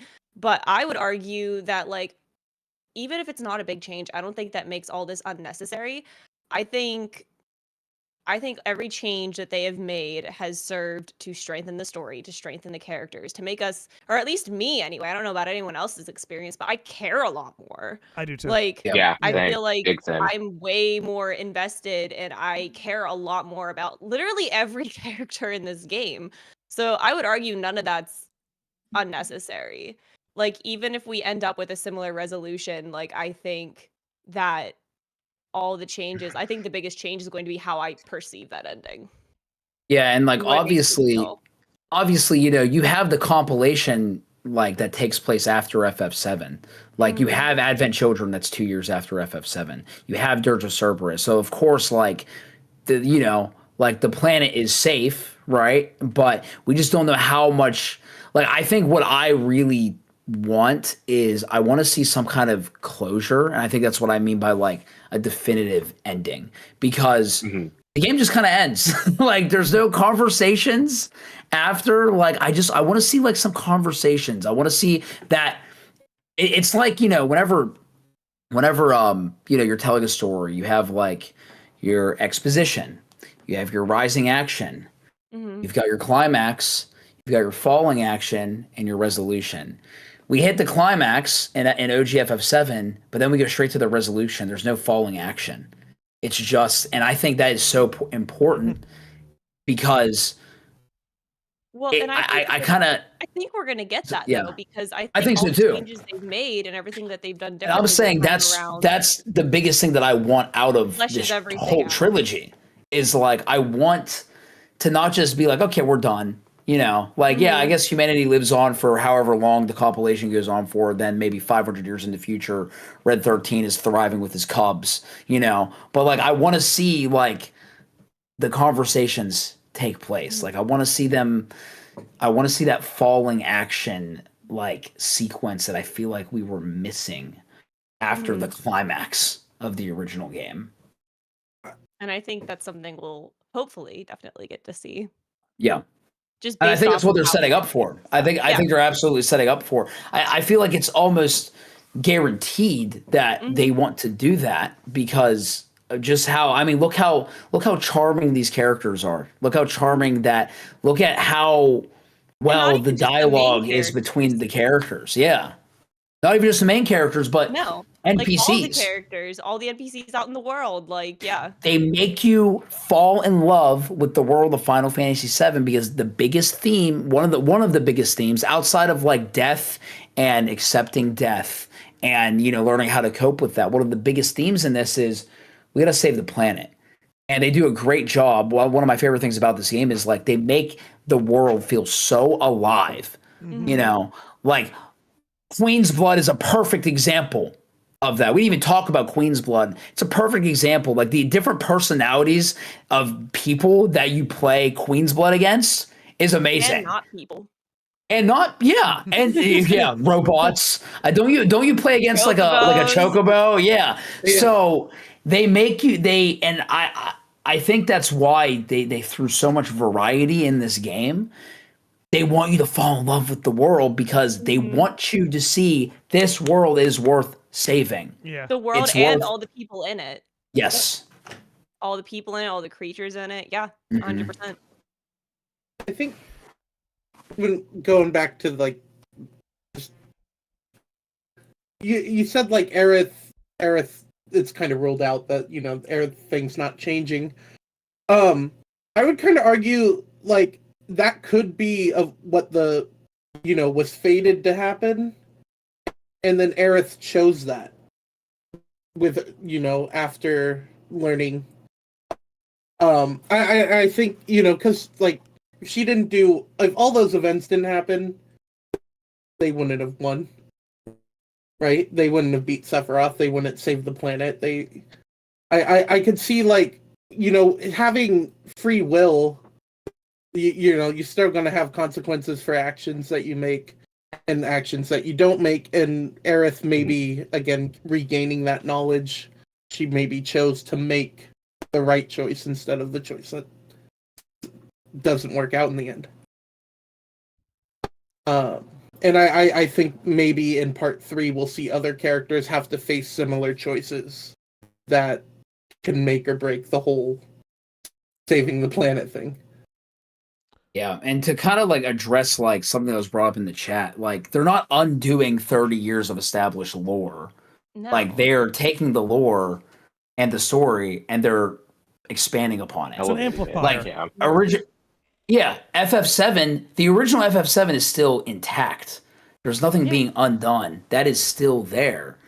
I think this trilogy is doing a great job of making me fall in love with the characters more, fall in love with the world more, because there's only so much you can do on the PlayStation 1.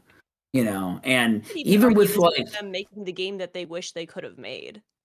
yes, and they've even they've said that in interviews. Yeah. Yeah. Nobody Mhm. cares what the devs say, very clearly, unfortunately. They Right. can outright tell you what something means, and you'll be like, huh, you think that? Okay. Yeah. Like, No, they're not undoing years of lore when, like we said, and it's very evident if you've played the game, 90% of the game is faithful to the original game. Yeah. And they've been clear about doing that from the beginning.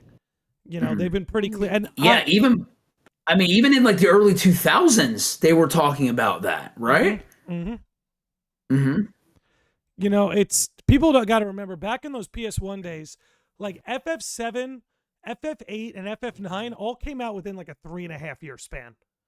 Like they had some Yeah. strict and tight Which is deadlines to meet crazy. back then. And, you know, Squaresoft didn't Mhm. last much longer after that, so we see why they needed some revenue. But things are different now. And, you know, deadlines are still a problem in the industry for a lot of people. But games like this, they're not being rushed out. And I'm not trying to say the original FF7 was rushed. I'm just saying the development tables Right. back then could never compensate for the depth of game that you're getting now. So, like, Yes, that's the perfect way to put that. and I think it's a very unique time because I don't think in 5 years a game like this can be funded. I think this is a very unique Nope. time to be getting these kinds of Yeah. games. So I think, you know, Mhm. Mhm.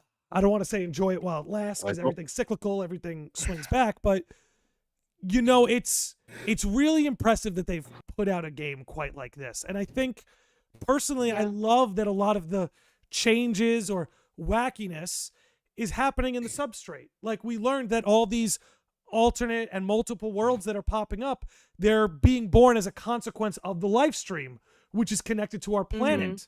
So that it's like the journey of FF7 that we know is happening on the planet in this physical reality, but within this substrate, inside the live stream, all these alternate possibilities are opening up and they're blipping in and out of existence. They come out as quickly as they come in. Some endure longer, is what it is. But I love that so much of that is tied to the live stream, tied to the substrate, so that it doesn't quite interfere with what's going on on the surface. Now you have some chess moves being made, swapping out hollow materia for a full materia, right? But Mhm. personally, I think it's such a smart way to have given Biggs a bigger role, to bring Zach back into the swing of things, to, Yeah. I guess, sort of elevate that chess match between Aerith and Sephiroth, because a lot of what happened there, like, here's one thing I find interesting.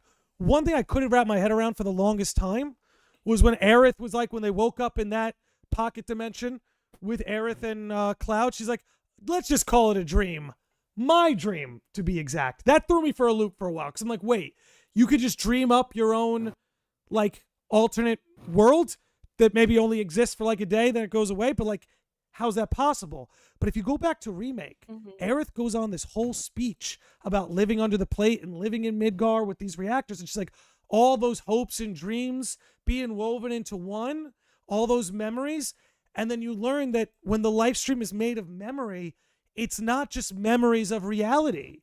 It's memories of people's hopes, memories of people's dreams, memories of people's desires. It's not just, oh, memory of the things that happened to you. It's the things you fantasized about, the things that you longed for.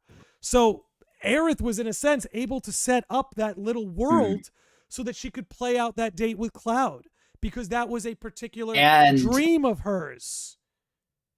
This is going back to what Trousers said earlier about the materia and memories. Yes. I think that's your answer as to why, in that dream, Aerith gives that white materia to Cloud and it's full.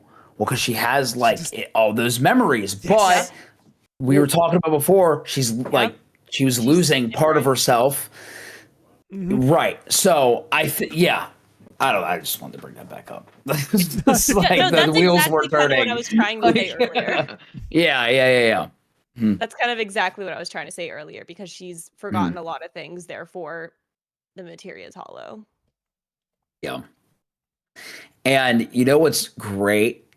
Because they're gonna there's a bajillion Advent Children references in this trilogy already. Oh yeah. But you really want to tie it into Advent Children, when Seph or whatever Cloud says, "Stay where you belong in my memories." Sephiroth says, "I'll never be a memory," and then he pulls out this materia full of memories now, because I do believe it's going to fill up, and that's going to be some kind of moment that's going to happen in the game. Talk about bringing things full circle. Check this out. So all these alternate I'm worlds, checking it. all these alternate worlds that only exist for a moment in time, right? They all are met with despair because they're all ending, right? The apocalypse hits them all. What if all those little worlds that are being born and ending so quickly and having their apocalypses, what if all that despair and terror as those worlds ends are being funneled into the black materia, making it even more powerful and destructive than it was in the first game? Because now Sephiroth is essentially, through these live stream shenanigans, let's just call it, creating a bunch of pocket apocalypses. Because again, that's the thing that makes those worlds so different. And God, I've done 2 podcasts about it. I'm not going to go fully into it, but it's that's why all these little pocket worlds that are popping up, they're not alternate universes. They're not alternate timelines. They're sub-timelines at best, in the sense that you have the worlds we know, that's our prime line. But all these sort of sub-timelines, when they blip out, they return to the prime line whence they came. And when all these worlds are dying out, that despair, that pain, that suffering, it's all going to the black materia. But like you said, Andy, that date between Cloud and Aerith was probably used to fill up the white materia. You're starting to see the purpose of those alternate worlds that are blipping it out. And now you know why Sephiroth looked at Aerith and went, I underestimated you. You figured it out. I love that line so much. You figured it out. Yeah. You see what I'm doing. And I'm not crazy about him literally just flying away. See you later. But that, yeah. Yeah. He literally went to Girl Scout. Bye, see ya. But it's no one liked that. Bye. Because I think it all comes back to the white and black materia. I think that's what this all comes back to. You know? Everything is on such a grander scale now that we have this reunion of worlds, because the reunion has a much different meaning now. It's a reunion of worlds coming together, and I think you're spot on with that. The despair from all these worlds to fill this black materia to make it even more devastating than it was before, but also to counter that, we're going to get the memories from all the worlds to fill the white materia. And yeah, it's again, like you were saying, this trilogy is an amplifier. It's not even just on characters and the world itself, but even on moments like this, where even the stakes are amplified. Yeah, because it's in a lot of ways, the live stream itself is what's in contention. And, I've seen, for example, Ray Eros in the chat, he's throwing in a lot of Carl Jung references. We saw in the Ultimania, the dev said that Carl Jung and the collective unconscious was a big inspiration for them, and it's a big inspiration for the live stream. Because in a lot of ways, the live stream being a collection of memory, hopes, dreams, desires, Persona fans, doesn't that sound a little bit like Mementos? Doesn't that sound like that collective unconscious? Yes. And that's where all these things are being born. It's the world itself, as Ray in the chat is saying, it's the world of FF7 itself is doing shadow work. And Sephiroth, in a sense, is an example of someone who's been possessed by their shadow. And that's kind of what he's trying to walk Cloud into as well. But I want to say, here's maybe a controversial thing. I hate Ultimanias. I hate them. I hate them. I hate them. I think they're cool to own. They're fun. Okay, because the fact. Okay, I'll say this. They're fun to dive into, and the information is so cool. I hate that in some senses they become necessary to understand the games. I agree. That I cannot stand. I can't. Yeah. See, I like them as like a fun little extra thing. That's valid. I'm totally cool with like having fun little extra stuff, like fun little like did you know things, or just like stuff that like little fun things that even like in the lore. But like whenever you have to read, you know, something outside of like the game, right, to understand like have a better understanding of what's going on in the canon. That's where I'm like, like, you know, I just wish that like we just had everything established in the game so that we didn't have to look to these other sources. I'm fine with having this as a little like, oh, yeah, that's cool. Like, here's Cisne's real name. I don't know. Like, yeah. Well, that's the other thing too. You can't even buy it. You've got to rely on people translating it and just rely on just. And they can't give you a direct. They can't give you a direct translation. Yeah. They have to summarize it. So it's like we're in this giant game of telephone where, like, you know I've discussed a lot of things from that Ultimania, but we're still going through a game of telephone. Like, we're almost at the mercy of how a translator translated another translator's translation.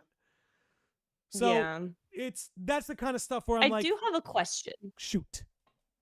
Sorry. So good. I've been sitting here and thinking about it all while we've been having this conversation because I kind of like came to a realization. The pocket world (S) that Zach is in.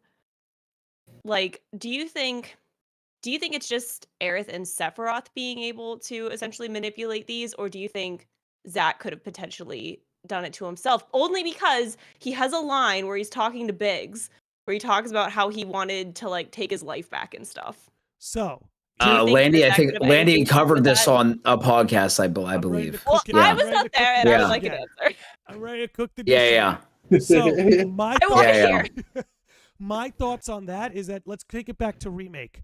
The final chapter of Remake was called The Singularity, and it was pretty ambiguous what that meant. But what's the consequence of that chapter? We killed Fate, and what else? Zach is back. Let's consider that Zach might be the Singularity. So yes, I think Sephiroth and Aerith are the only ones who could sort of manipulate them in the way we've seen. But Zach being the Singularity, the decisions he's making are what could lead to the birth of new worlds. So and that's what they showed us in Rebirth. Exactly. They deliberately you get a different one that. for every decision he could have made. Correct. I think he was specifically only for Zach. Yeah. Yeah. It's literally only for Zach. Thank you for explaining that, because that was something I didn't understand for a little bit. Like, why is Zach able to do this? But that really that's a really good explanation of why that's a. I was literally only thinking about it because like you were talking about it being Aerith's dream, and I'm like, oh, that's so funny. Embrace your dreams. And I went, well, wait a second. Yeah. And then I went, well, wait a second. He also said this. And something that Landy's talked about before that I thought was interesting that I never thought about was, like Fate's kind of like up in the air right now. Like, I don't really know what's going on with it, but it seems like no matter what world that you're in or what reality you're in, Fate is going to catch up to you. So like Landy brought up in a previous podcast, Biggs, he gets shot in the one reality. Well, the same thing happens in the original game where he gets shot by Shinra. Well, Zach is met with Zach is met with a platoon of Shinra troops, and it always leads with that shot of the one guy with the gun. So it's like they know what they're doing. Fate is always going to catch up at some point. I had many heart attacks throughout all of that. And that even even look at Aerith's death. Like, she's dead. I don't care what anyone says. She's dead. Oh yeah. Maybe in another reality she's not, but she's dead. The whole party doesn't see her. Cloud's the only one that sees her. She's dead. Fate eventually will catch up. And Cloud's an unreliable narrator. So if your perceptions are based on what Cloud sees, just consider the source. That's all. Yeah. Yes. Well, and then I did read something kind of interesting because, like, yeah, she's definitely dead. Like, here, she is dead. And I'm not arguing that. But I did read something kind of interesting as to why he might be the only one to see her alive. And it has everything to do with going through that rift to save her. Because what I was reading was in Remake, like, they all kind of went through together, the whole party. And in this one, he's the only one to go through at that point. Ooh. And the rest of the party doesn't come in until I've not heard that. I haven't heard that one yet. Do you want me to link it to you? Yeah. Yeah, put it in the Discord. Yeah. I'll grab that. I was reading it. It's really cool. It's a very in-depth thing, but yeah. Also, like, I also just like the fact that Red can sense Aerith. Too. Oh, dude! Further evidence she's in the live stream. Moment. Further evidence she's in the live stream. I keep saying this. All these alternate worlds are a consequence of the live stream running on the substream. The live stream, yeah. So the ripple in the sky. That's why she's able to talk with him, because he's got one foot in that and that's also why he's the only one who sees the ripple in the sky, according to what I read and the rules that they kind of laid out. Is that could also be why? Because again, he's the only one that would make sense because no one else goes through the rift. They're all holding it open for him, and then whenever whenever she dies, everything clears up. So that I could. But I would check that out. I can see that. Guys, I think you should read through it. It's very in depth, very well laid out. Interesting. I like it. I like it. Land, the other question for you. Sure. I know you say you don't like Ultimanias, but what if FF7 had like a character files like book instead of I love stuff like that, like Traces of Two Paths that Nojima wrote. I love that.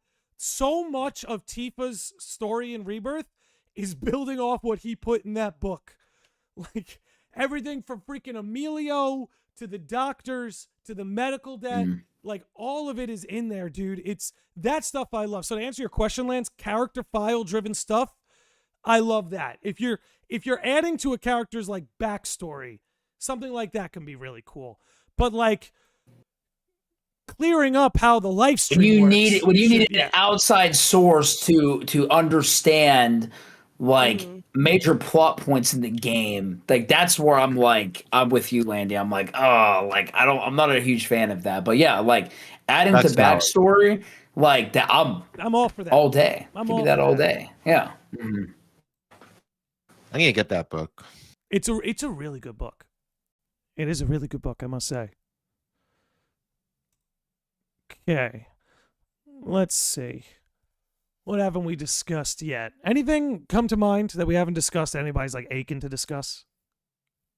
I mean, this isn't anything big, but did anyone have any favorite, like, I don't know how to describe it. How about favorite, like, new songs, like new music that they incorporated? I really loved the South Corel music. I like driving around the desert in the buggy, just vibing out to that. I really enjoyed that so much.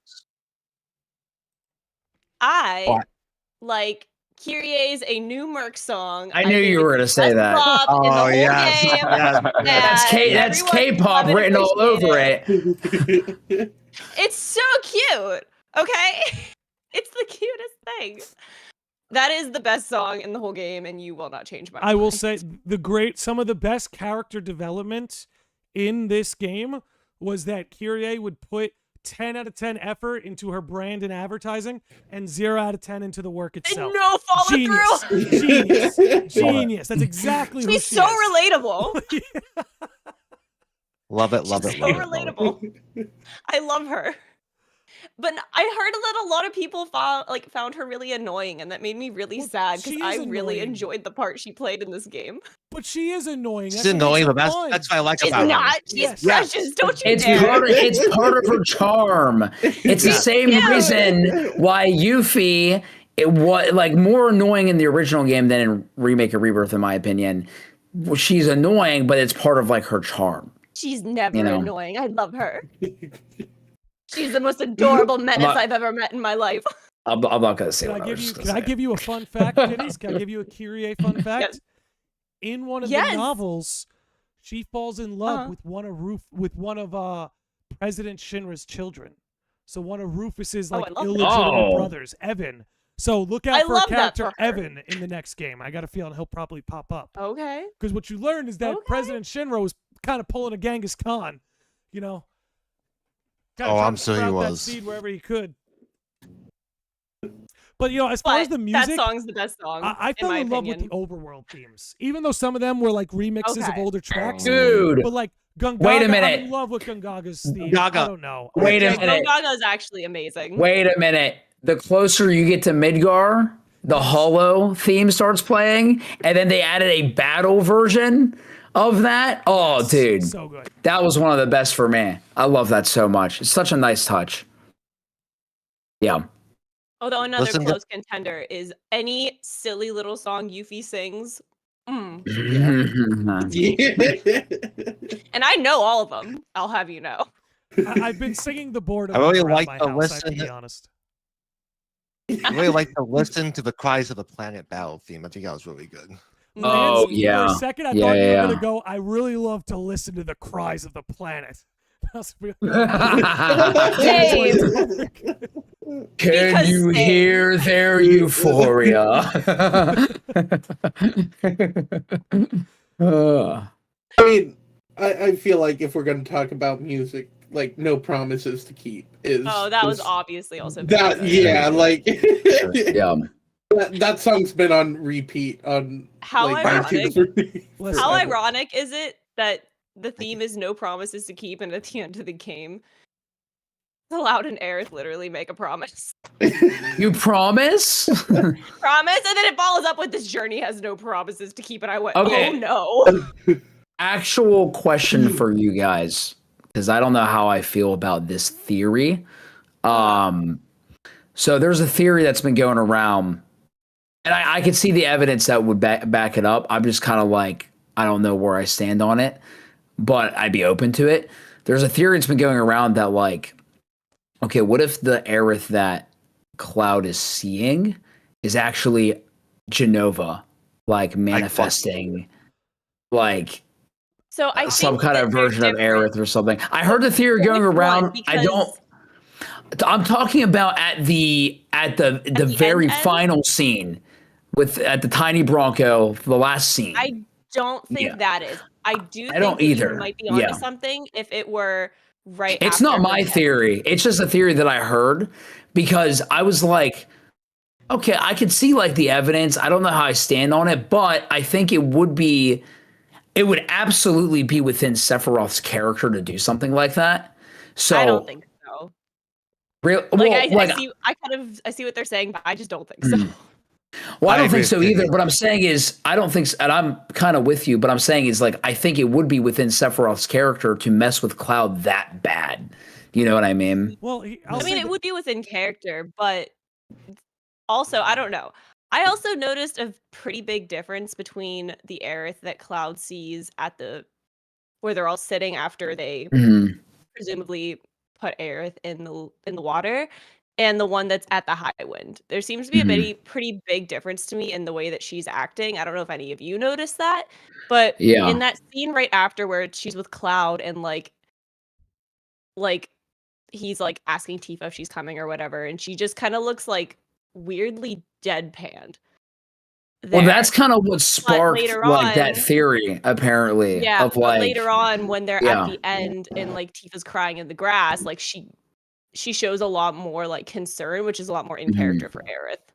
yeah. I think it's completely defeated when the High Wind flies away and she gives like a very genuine, heartfelt goodbye. Like no one's around. Yes. Yeah. Nova has no reason to keep the charade up. But Yes. she says Yeah, yeah. goodbye. And like you know how like she kind of hesitates when Cloud asks her a question? It's like that's because she knows she's That's like, very Aerith. exactly. It's Yeah. very, it's her. It's her. She'd have no desire to comfort Could- the other cast could members if it you- wasn't her. At least there, yes, I do think that Could is you one of I see would love the Aerith. story direction. Sephiroth. I do love that idea. I just don't think they're doing it. Yeah, Mhm. I was gonna say, and I'm with you guys. I agree with you guys too. I just, again, it was a theory that I heard, so I was curious as like what you thought. Do you think that Sephiroth / Jenova would do something like that though in part 3, like just to like kind They'll of do it with mess Tifa. with mean, Cloud. Tifa's the Look one like they someone use. else? Yes. Oh yeah. Well, because Cloud's already messed up. Like, let's just cause more despair. And Tifa, she fell into the live stream, so like, I wonder if that'll make her more prone to, I guess, Sephiroth's illusions. Jenova shenanigans. I don't know. Yeah. I don't think so, because I think what gives Jenova an edge is if you have like the S cells in you, or you have some of the Oh, right. soldier That makes sense. experimentation. I do think they might be gearing up to make Jenova look like Tifa at some point, though. Yes. Sephiroth very much hated Tifa throughout this game. He had like a personal vendetta. Didn't they do that in the OG? I got so much. Let me tell you, I got so much crap for But saying I that think was they gonna happen, did, but by I the feel way. like it's even more.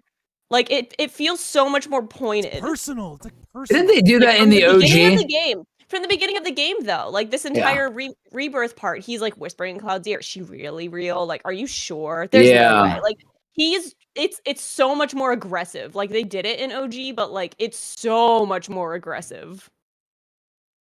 Amplifier. Yes. Because Sephiroth has a personal vendetta against Tifa. Because he's probably like, well, yeah, especially how does she like keep showing up. He Like, even how tried does to she stab her. Like, whenever she's like in the weapon in the live stream, like say what you want, he was aiming for Tifa. Yes. Oh, yeah, Tifa's the absolutely. only one who can save Cloud, because Tifa's the only one who knows the real Cloud. The Cloud before he was experimented on and messed with and fronting. So it's like, you get rid of Tifa, Cloud has no ties back to Nibelheim incident, no ties back to himself. Like, that's it. There's a reason her last name is Lockhart. Yeah. But it's just it's so aggressive, and it's something that I just noticed all the time. Is I was like, wow, like he's really drilling it in, like really, really trying to make him distrust her. We got a couple super chats here. Interesting one from, let's see, is that Dan? Yeah, Don Ho says, if you look at the credits, that entire scene where Cloud talks to Aerith is completely gone, like it didn't happen. Yeah, I've seen that. I don't know what that's about. I don't know what you guys think, but I've been dabbling with the idea that because of everything that happened with the Rift and all this, I think Cloud might potentially be able to see what's happening in the real world and a pocket world at once. And I think that's why he might be able to see that Aerith. That's the confluence of worlds, right? That's Sephiroth with the world and no merger. one else can. Yeah. Oh God, that's crazy. Josh Z is Which here. I think is only going to add to his own confusion. But well, that's what I like too, is that we left this game and it's like, oh God, Cloud is even more messed up than he was in the original. Like he's even more messed up this time. 100%. That's what I'm like. I know there's some people who are like, go ahead, Xander, you're up. Oh no, I was just like, that makes me like further think and believe that like even what we're perceiving like isn't the truth. Like I had the fear that this time around that like what's his name? Cloud was gonna be the one that kills Aerith, right? And we almost saw that happen because of that one scene where it's like, no, you're going to either press these triggers or we're going to let the scene play out for you. And part of me, because when Tifa rolls up and, we see Cloud holding Aerith, I think Tifa's facial expression, I don't think she's necessarily seeing both, the pocket timeline or whatever. Her face to me, it looked like she had anguish and uncertainty. And I think she's seeing through the delusion. I personally think that Cloud might have killed Aerith. And that's why, like, Tifa looked the way she did. There was blood on Aerith's hands. Yeah, there was blood on Aerith's hands. Cloud's hands. It was Cloud's hand. Okay. And it was Cloud's hand. And that would make one this thing I noticed, so much more upsetting. Yeah, and I feel like because, like, Cloud is so just, like, and he thinks his brain. It. Oh, my hurt. Yeah, and his brain is scrambled eggs, and with him holding Aerith, it kind of made me like. I know you were like mentioning how like the whole like theory with like with like Jenova and everything, and I was like, I feel like maybe just because Cloud has those cells in him, that's Sephiroth messing with Cloud further, making him think and believe that he did save Aerith, when in reality he's the one who killed her in that timeline. Oh, I heard. Whatever happens, Whoa. don't blame yourself. Mm, yeah. Oh my god. That makes this so much worse. I would love it. That's gonna make the revelation so much worse. I would love it. Call me crazy. I would love it. So would I. there's- I just hurt, but I like. I just remembered there's a line that Cloud very subtly says in the Genova Life Clinger fight, and I think it's towards the beginning. But he says, I'm gonna butcher it. I'm gonna paraphrase, but it's in the middle. It's like it's just banter. But he says something like, "We've done it once. We could do it again." What's that all about? Like, I don't know if like, yeah, he says like, "We've done it once. We could do it again." It's like real subtle. And and again, I could be like way off here because I'm pretty sure he says something like that. But I was like, is he like, did he see like, because obviously it seems like he's seeing multiple realities at the same time. And I think that happened as a result of Sephiroth taking him through the live stream and like all that and breaking everything down for him. But I'm wondering, like, I'm just wondering, like, that line's always stuck out to me for some reason. And then another one that's, like, stuck out to me was it's during the final fight with Cloud and Aerith and Sephiroth, where she comes and she says, "I saw what you did back there. Thank you." Like, what's that about? Did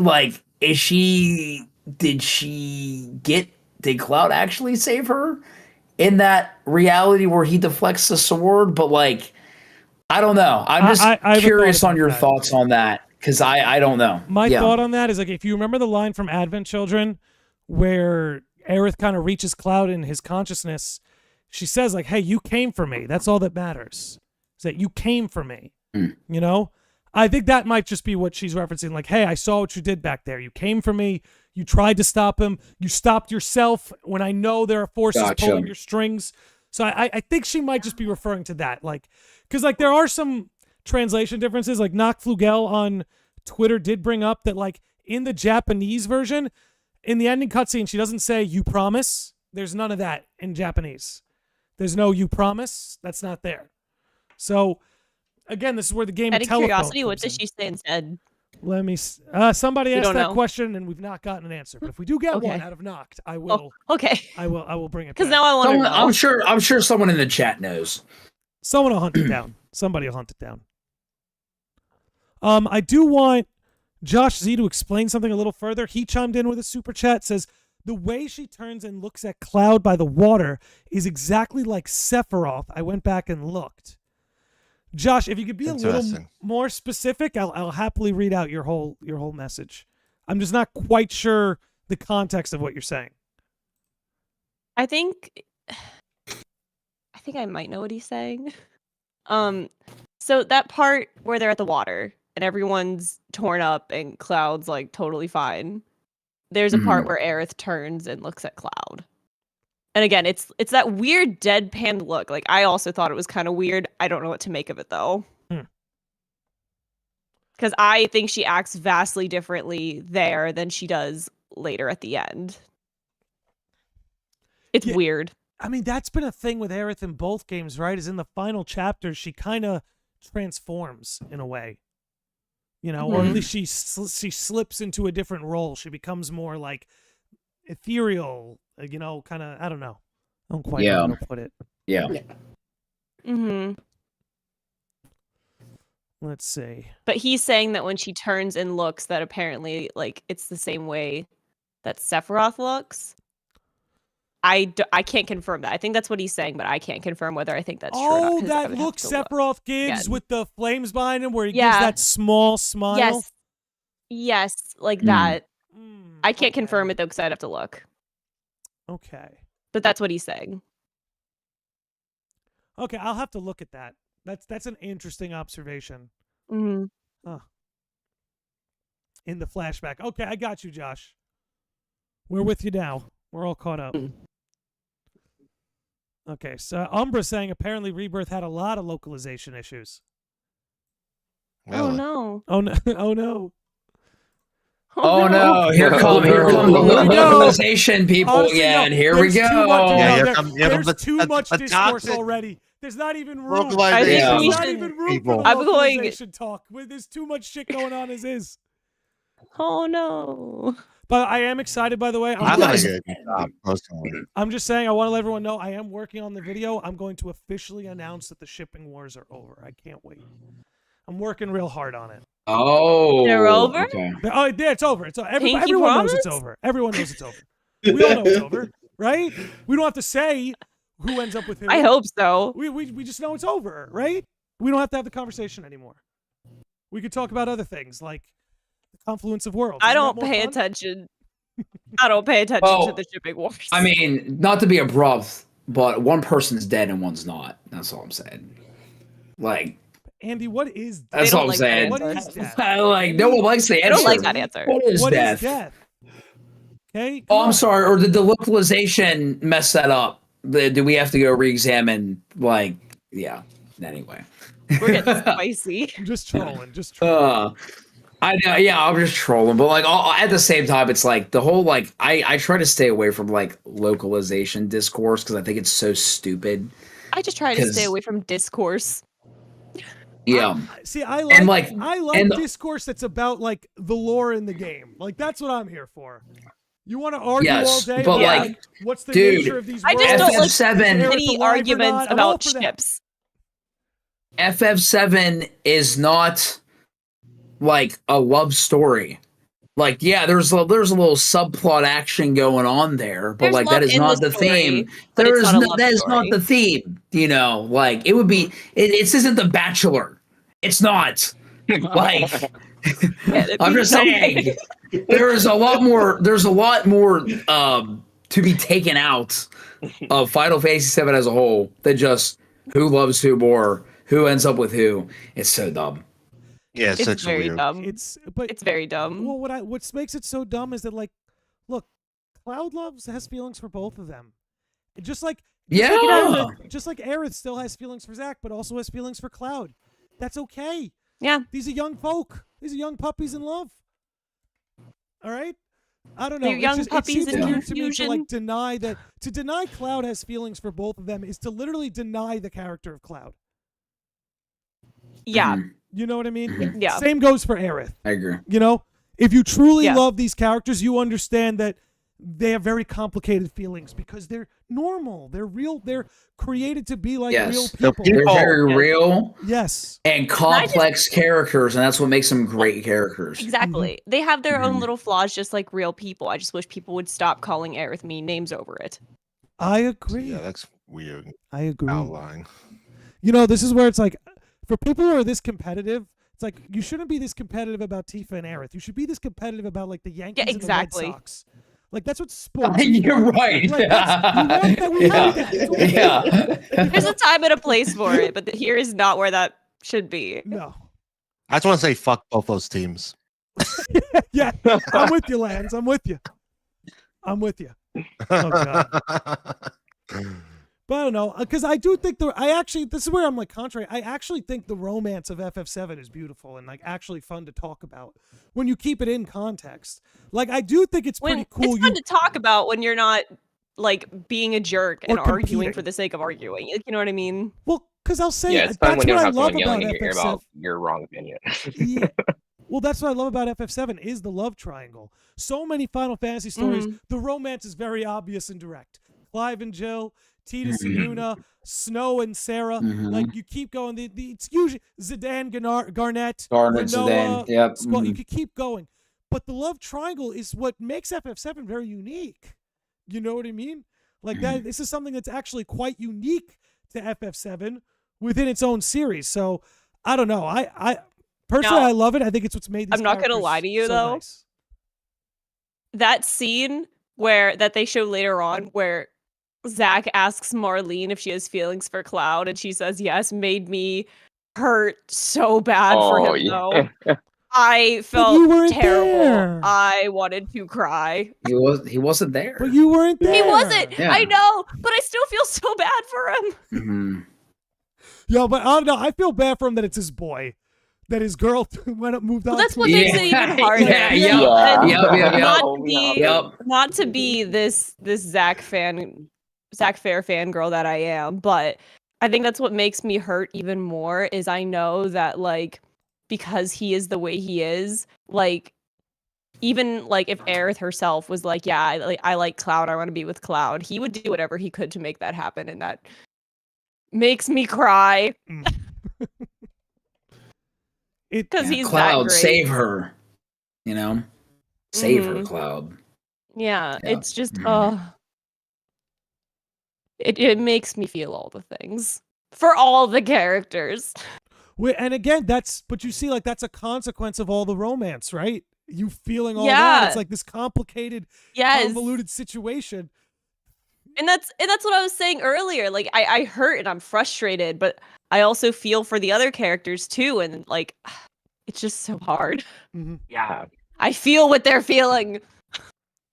It's like I'm over here romancing Aerith, but I'm feeling terrible just knowing how Tifa feels and is expressing that. Oh yeah, it all hurts. It all She's hurts. gonna have it. She has a net without a goalie now. She's fine, Xander. You soaked up Aerith while you had her. Okay.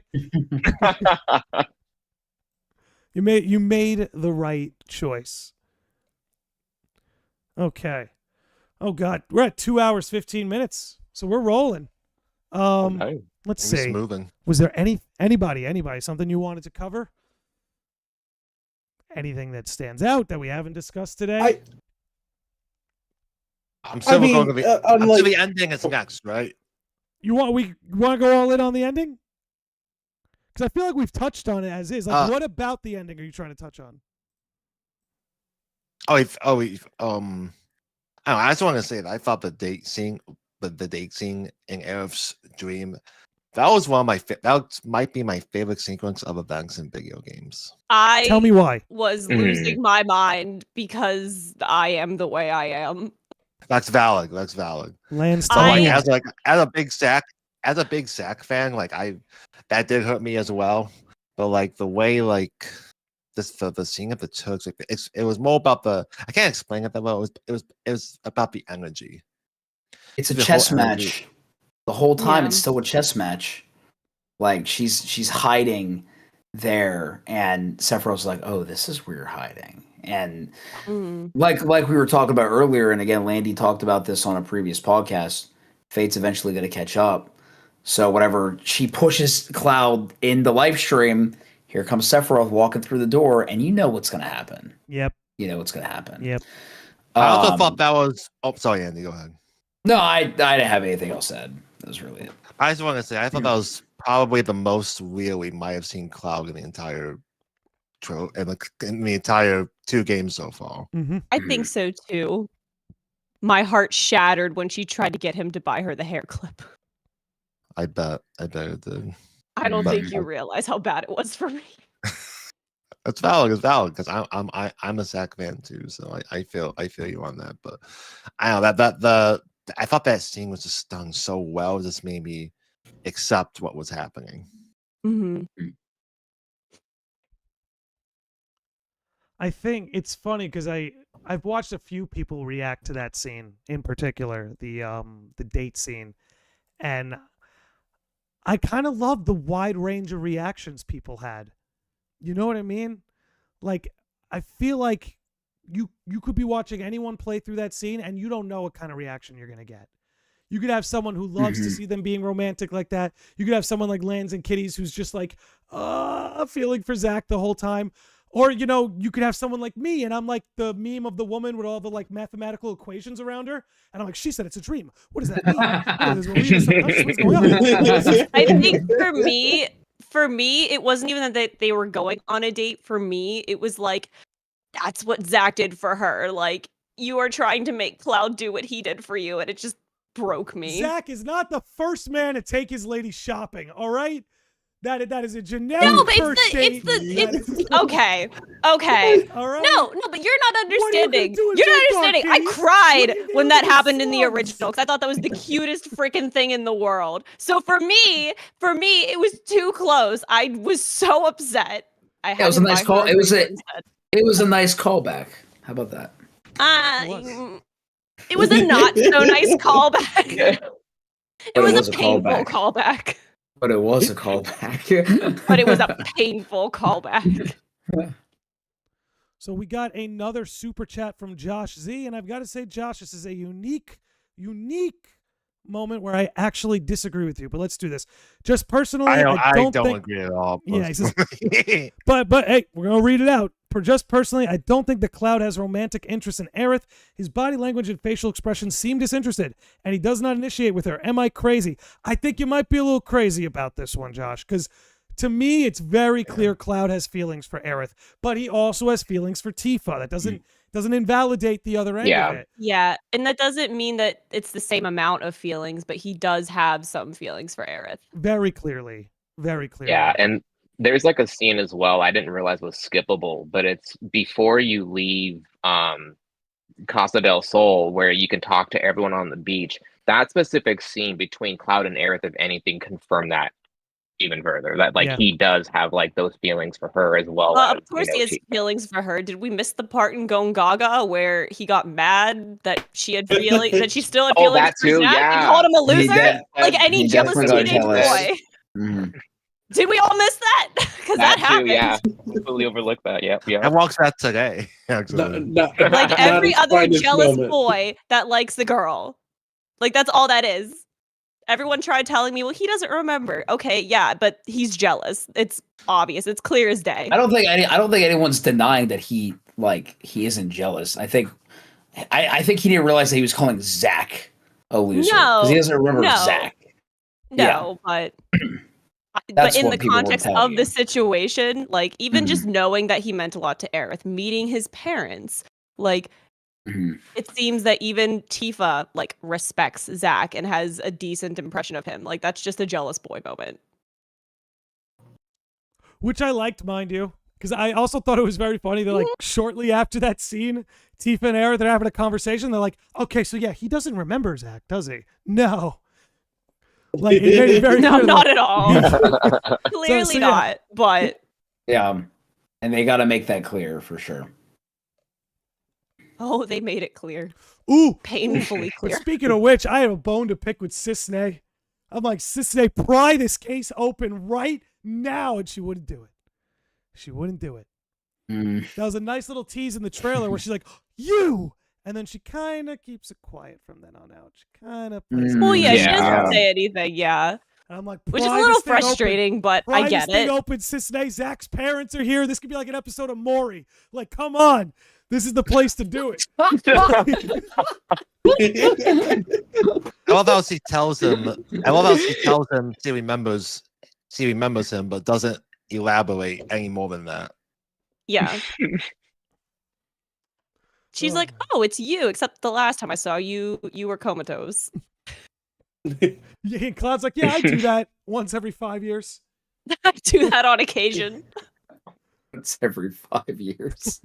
I really like the Cisne like side quest and Corwell because they're very ambiguous, like really like cliffhangering. The cooking is cute. I love that she's a terrible Insane. I love that she's canonically not a good chef.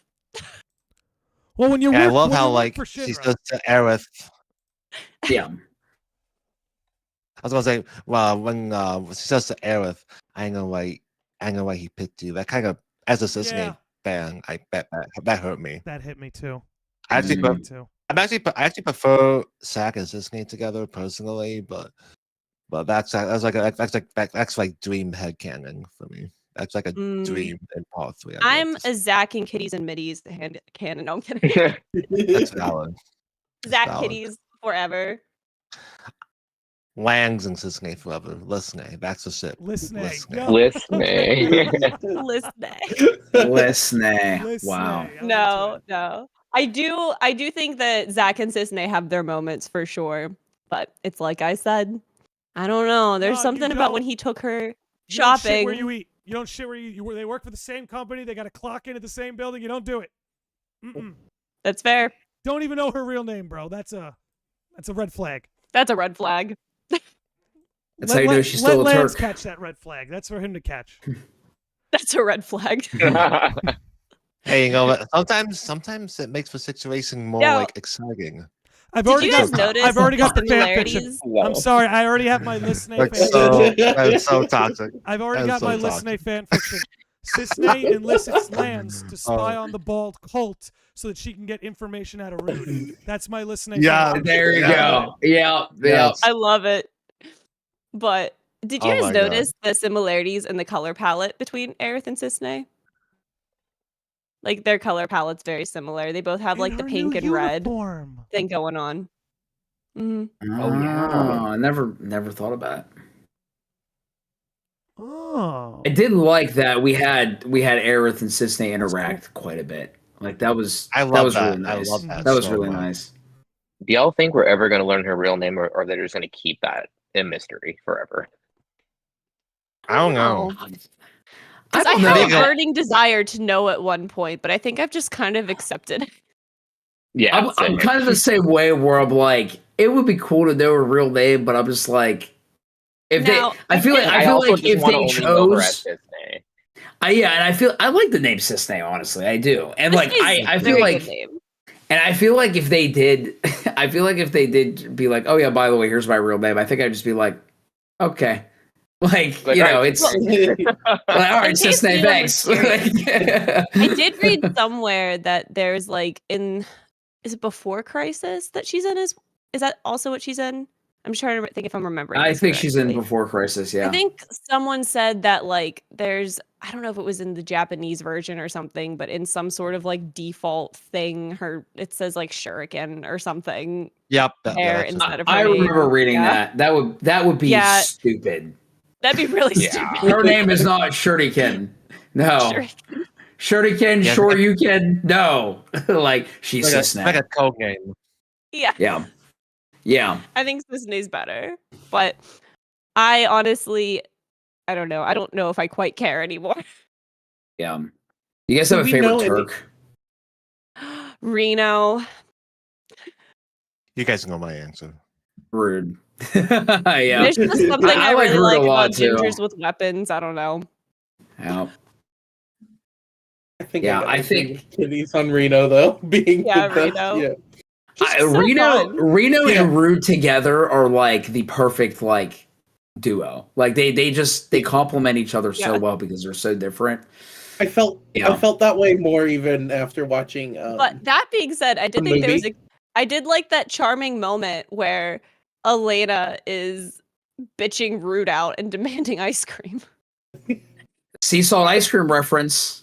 I mean, I'm That sure you was guys so caught cool to that. see. I freaked Yeah. out. No, I love that. I loved how they portrayed Elena. Actually, yeah, Yo, yeah. she's and now- spicy, which I didn't realize she was from the original.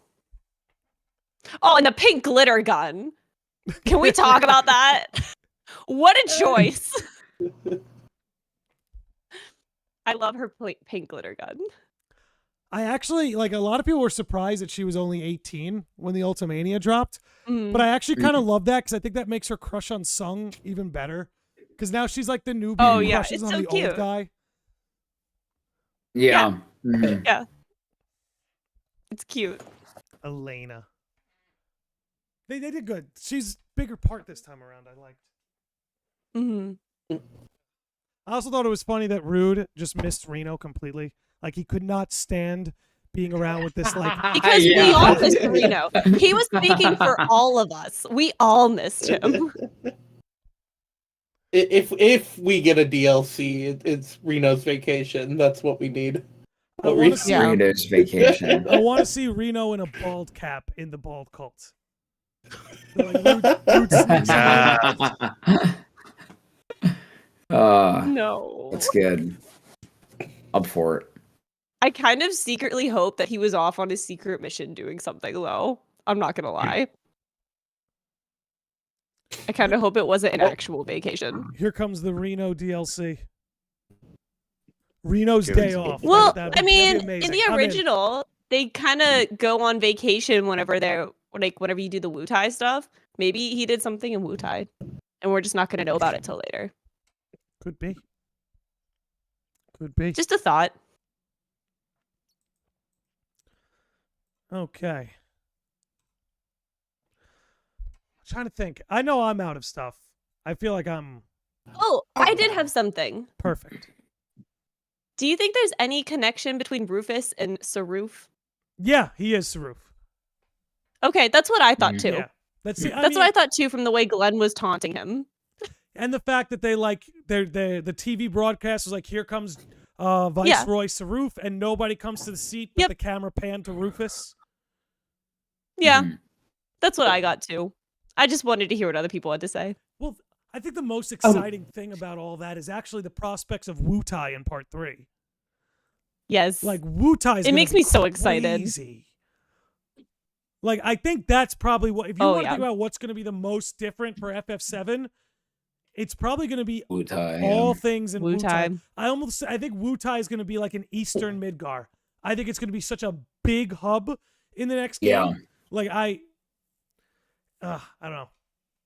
That's where my That'd eyes be go. I think it might be like how they did Corel in this game, where Corel had like you had like the Corel region, but it was so big because you have like Gold Saucer, and then you have like Southern Corel. So like all these like sub regions within it, I think they're gonna do something similar with Wu-Tai, and I think they want to do a lot more with Wu-Tai. Yeah. I think we're gonna see some Sonon stuff.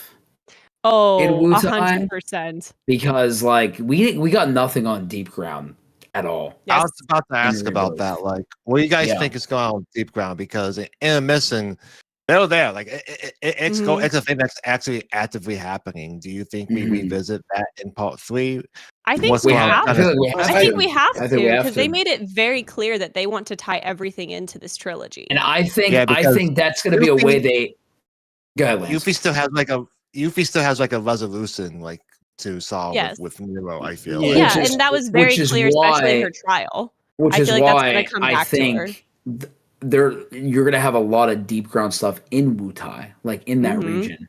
You might even have side quests related to Deep Ground stuff in Wu-Tai. Like I think Wu-Tai is going to be one of the biggest regions in the game, because not only are you going to have like the stuff from the original that you're going to make main story, but like we got to get through this Deep Ground stuff. Like we introduced it, we can't just leave it unresolved. Wu-Tai is the place that they're going to do it. I still want Yuffie to trap them all in a cage. I want it so bad. Well, what I'll say this: what are the revenges you guys want to see? Because that's what that makes me think of, right? I want to see Yuffie get revenge on Scarlet or Nero. I want to see. There's nothing I want more in video games than Red 13 to attack Hojo. That's Dude, Can we Dang. talk about that for a second, though? That scene was so hard to watch. That this gave trial me was so hard. nightmares. That haunted my dreams. Like They that was should so make- hard for me to like. get like a mandatory like a select party. It's Cloud, Red, and Vincent versus Hojo at the end of the game. Like rock and roll. that would be great. Yeah, Like watching that, like going through Red's trial, like actually, like yeah, that like one that hurt. that haunts me. That was the Like hardest. I one have to watch. never felt so. For me, I still think Aerith's broke me worse, but that was so hard for me to watch. That was the saddest part of the game for me. I was I was a mess. throughout that entire sequence, tears. Especially when you consider yeah, how young during Eris, Nanaki like- is in that moment. Yeah, like do you know how like that's Yeah. so scary? And then the fact that like we're fighting the whole way, like oh that and his scream at the end, like I Yeah, can't get that out. That of lives in my head rent free. Is head. his wail of pain. That, It hurts. oof. It hurts. So there's nothing I want. I just And the thing is- want to tear his face off as Red 13. That's just please Yeah, give me that. And I'm just Yeah. gonna say it's, Major like, changes. it's for, weird because like I yeah. knew, but seeing it was just a whole different thing for me. So let's talk about the trials. So that's obviously a very new thing introduced in Rebirth. Wasn't in OG. Mhm. What do you feel was the significance of that, right? Why did they put that in there? Any thoughts on that? Because that's a pretty big thing to include narratively. So it's a They trial, want- which means they have to overcome something, in my opinion. And to me, that's they need to face these things in their past that physically haunt them. And they've And they all lost feel- yeah. something. Yep. And I think a big reason also why they did it was to show the contrast between, the things that the main party is going to and Cloud, who is Mhm. like not phased by anything.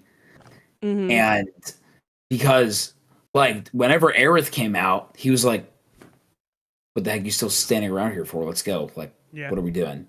Like, no empathy or anything. Like, he's just ready to go because he's not himself. He hasn't come to terms with like all this junk that's like in his head, even like with his mother, with Zack, now with Aerith. And I think it was also just to kind of, because Cloud was the only one who didn't have one. Mhm. And I think they really wanted to show that. I think it's also pretty genius. And I didn't, this is something completely different. But during the Genova Life Clinger fight, I didn't even notice this until someone pointed it out. But when Aerith dies, everyone's limit gauge is filled except Cloud's. Mhm. Everyone's limit gauge is filled because they're all in pain. They just I watched her did die. actually notice that. I did not catch that until I someone did. I pointed it didn't out. think.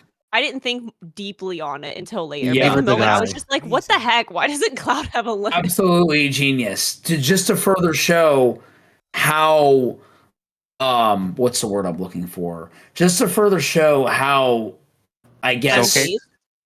like out of touch with reality Cloud is, and out of touch with his memories and his emotions and just and who he is.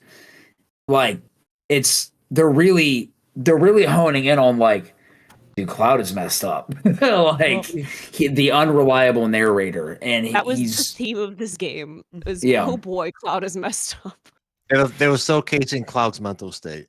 Yes. yeah. Well, I think a big part of it too, right? You bring up the contrast. I talk about a big theme in the game is like accepting death and denying it. And all those trials were about characters accepting a pivotal death in their life. Barrett, the death Yes. of Mhm. Myrna. Yuffie, the death of Sonon. Red 13, Nanaki, the death of Nanaki and the birth of Red 13 until, Nanaki is Mhm. free. Yeah. But it was like a Lost self-death. himself. Yeah, exactly. Yes. Henceforth, you'll be known Well, as and Red Aerith 13. even talks about that. She gives a whole speech about it afterwards. Yeah. And Aerith, too, the death of her mother and then finding Infalna and being alone. All of their trials were about accepting the pivotal death in their life. The fact of the matter is, Cloud hasn't done that. That's why he doesn't have a trial. Mm-hmm. He hasn't accepted his Yeah. mother's death, or per se Zack's death, perchance. So Mm-hmm. I And almost maybe you'll feel get a like trial like sequence in the live stream. that's what exactly. Oh, Yeah. yeah. Mhm. Ooh, boy. Okay. I think at about 2 hours and 35 minutes, this might be a good time to clock it out. But as I always ask, if somebody has something they wanted to bring up and touch on, I know this is like the third time I've done this. I don't care how many laps we have to take, but is there anything else anybody wanted to discuss before we wrap it up today? Mine's kind of more of a lighthearted one. Mostly move on from the death stuff. But what was your guys' Loveless experience like? Because like for me, that was like just a great game. The play. Oh, the Loveless The thing? Loveless. Oh, yeah. I thought you said yeah. level. I It love was every second so of it. fun. Yeah. Tifa was Okay, my well- Rosa. Tifa was my Yuffie was Rosa. my Rosa. I had I got to give Red 13 pats backstage while Aerith was singing. It was nice. That's another cute thing. Is I loved that during the song, whoever your date was, like each moment with them was so unique. Like with Yuffie was like pretending to sing, and she and Cloud were being goofy. It was real cute. It Oh, was that's so really cute. adorable. I never It was saw so that. wholesome. They Mm. have a very sibling dynamic, and it's They the do. cutest thing I've ever seen. They do. For me, that whole play, the whole everything, it was everything I wanted from that scene. Like, They gave I'm a Cloud big the They didn't water have to strike go in the that hard, play. but they did. Yeah. Yeah.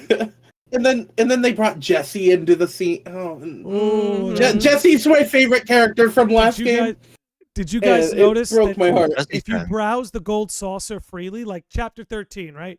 If you boot up chapter 13 and go to the gold saucer, you can find Tifa just staring at the painting of Jesse. No. Yep, I saw That wow. breaks my heart. Yeah.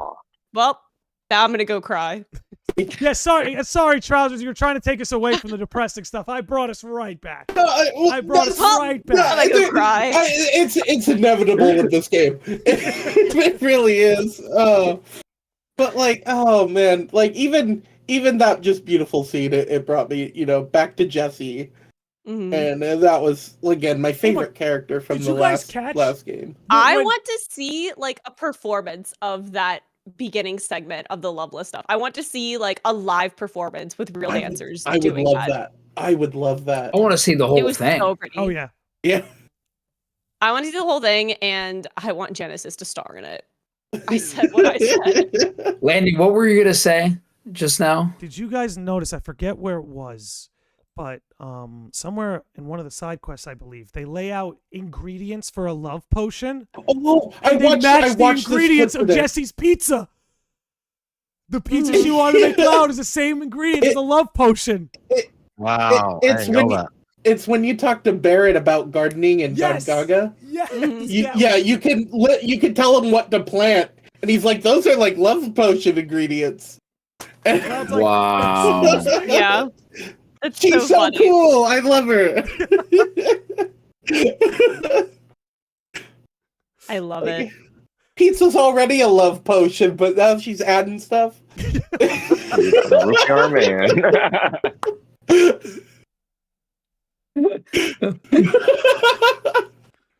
oh God, that's too Oh, good. that's I just. thing- Oh, go ahead, Another I'm thing I sorry. really enjoyed was, since we're talking about Jesse, I really liked the proto relic stuff Oh, in yes. Cosmo So Canyon. good. I So good. loved Mhm. seeing yeah. like the Avalanche team like before and getting all those flashbacks. It was just so nice.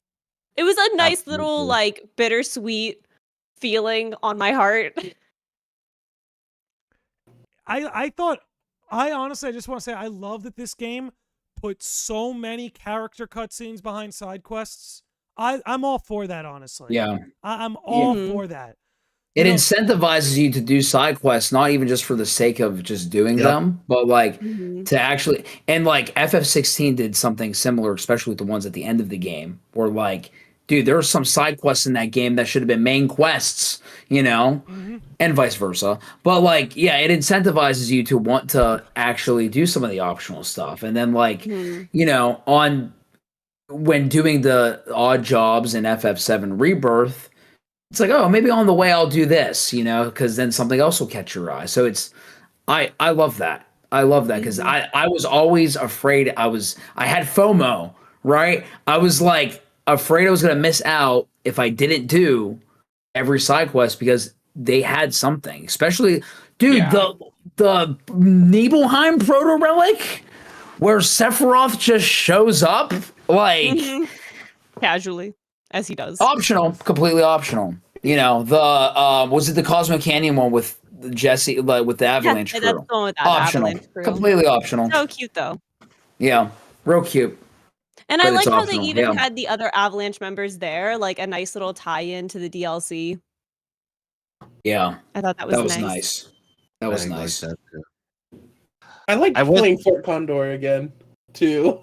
Like Fort with the- Condor Fort and I Condor, have a yeah. love-hate I relationship where I think hate it's very Fort fun in the Condor. moment, but then it makes me want to tear my hair out later.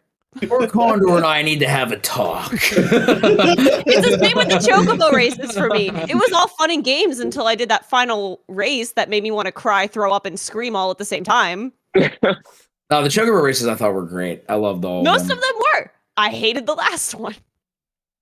I liked it because of the music. Oh, Crazy yeah. Chocobo it was like a remix of a song from Final Fantasy 13-2. 13, yeah, that's what I heard. I love seeing all that influence from the game that is hated the most. But no, I did enjoy racing. The last one just gave me a very hard time, and I cried about it. I did not. I was not a fan of the 3D brawler. That one. I wouldn't. The 3D brawler, especially the Shinra middle manager one. I spent maybe an hour at least, like trying my best. You know why I did that one? I lowered the difficulty because the minigame scale with the difficulty, which I didn't realize. That's the last side quest I'm working on currently, and it's for me. It's the Tonberries. Yeah, back on the 3D brawler though, what I did was I did the Dega Luxor like pause buffer thing from KX2. Wait, that's actually genius. I never even thought about that. Yeah, I was playing. You kind of gotta know like what the punch is going to be when you press pause. No, that's genius. That's genius. Wow, that would have saved me like so much an hour of my time. I really enjoy how this game like incentivizes side quests, like you said, Andy. But thing I will say, I kind of disagree a little bit. I thought the only 16 like side quests I really enjoyed, but didn't feel like a chore. Were the last ones, whereas I felt like that's what I was referencing. That's what I was referencing, like the ones at the end. Game. Yeah, but the whole I thought that the whole game with Rebirth. And I think that is a difference, I think, between side quests in like FF16 versus Rebirth. In 16, there were a lot of side quests that was just like, go, you kill the thing, you report back, or go and you find this person, you report back. But in Rebirth, every side quest, you have somebody in your party with you. You're building your relationship with that character, but you're also like interacting with the world, and it's like there's a lot of like there's a lot more variety. So, and that's I really like how Rebirth did their side quests a lot. Like, and I really like that like you want to do them because I might miss out on like some hidden lore in here, or some hidden story. I didn't really feel that with FF16 outside of the final stretch of side quests in that game. I will say those side quests are my favorite side quests ever, especially the Togo one. Oh, stop it! Stop it! I know this isn't an FF16 podcast, but I cried like a baby for that dog during that quest. Me too. He never stopped looking for him. He never stopped looking for him. Anyway. Played 16 yet. He's a good boy. Just know Torgal's a good boy. That DLC. That's it. He's a good boy. He's a very best good boy. Final Fantasy character. Best Final Fantasy character. I mean, who would disagree with that? It's Torgal. But we'll save FF16 for another day. Oh, can't wait to do my comparing Rebirth to 16 episode. I'm sure everyone's gonna be. That's gonna be a spicy one. That's gonna be a spicy one. I have a lot of. I honestly believe if you combine Rebirth and 16 strengths, you'll get the best Final Fantasy of all time. If you combine both those games' strengths, I think. Forget it. Yeah. Because I actually do think, in terms of overall story, I actually think 16 tells a better story overall. But granted, this is also the second part of a trilogy. So, like, I think about that too. I don't let that fly. Empire is the best Star Wars movie. Fucking Dark Knight is the best Batman movie. It don't matter what installment you're on. You got a story to tell. But Two Towers, I don't think is the best Lord of the Rings movie. So Return of the King. Yes. Return of the King. Yes. Yeah. Although I will say that Fellowship of the Ring might be one of the greatest first installments of any trilogy in the history of media. I would agree. But we're going off on a tangent now. I need to stop. We'll save it. Was anyone else completely heartbroken over Broden, or was it just me? I felt more for Roche. I felt more for Roche. Me too. Roche. Yeah, I was going to say. I felt awful for Broden because he had his lady friend that, like, wanted him to get better so badly that you do the windmill quest for. Oh, yeah. I remember And I was that. just so broken up about it. I felt so awful. Did you guys realize in the temple of the ancients? Is it the temple of the? I think it's the temple of the ancients. When Roche is there and he has like a hood on.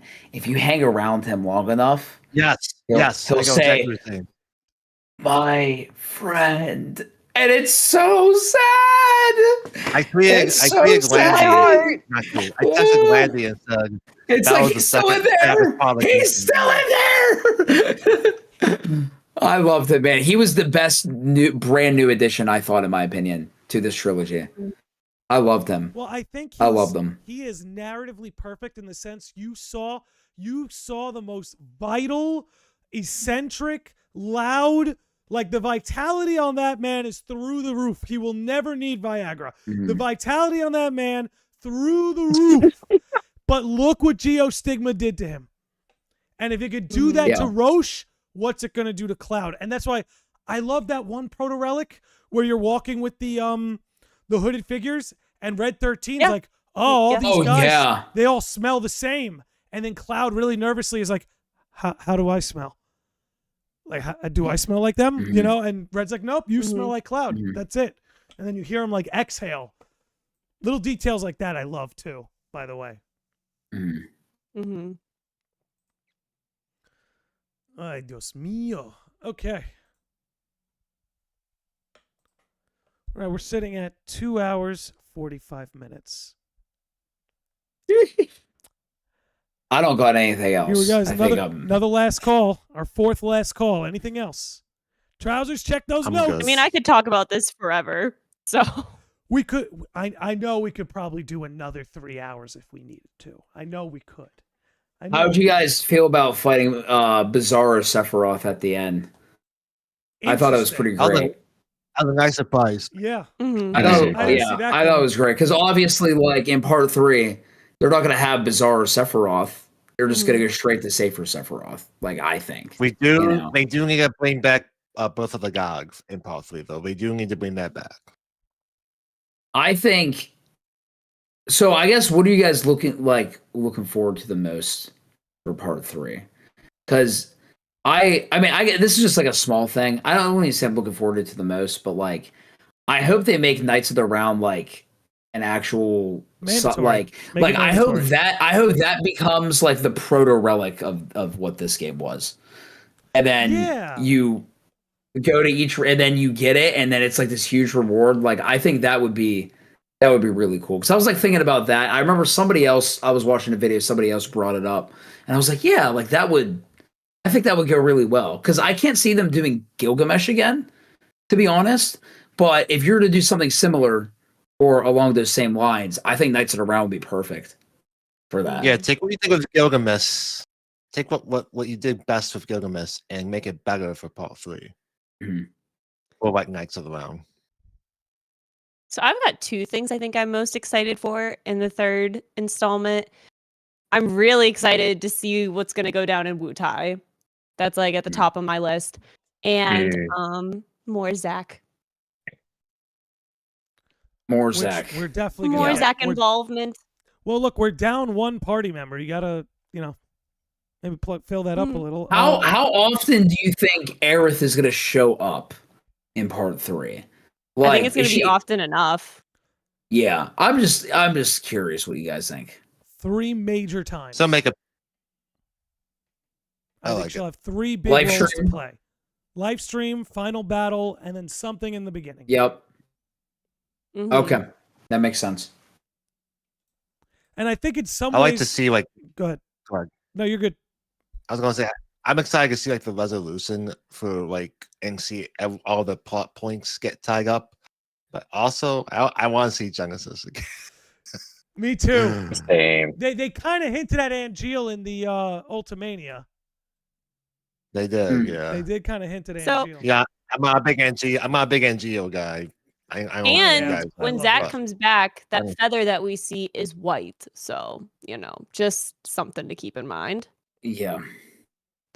I think didn't like Nomura or somebody joke about that Like, Yeah. oh, it could be Angel. Like, Yeah, it was Nimrod. or Yeah, something. he said that it was very angelic or something. Yeah, something like that.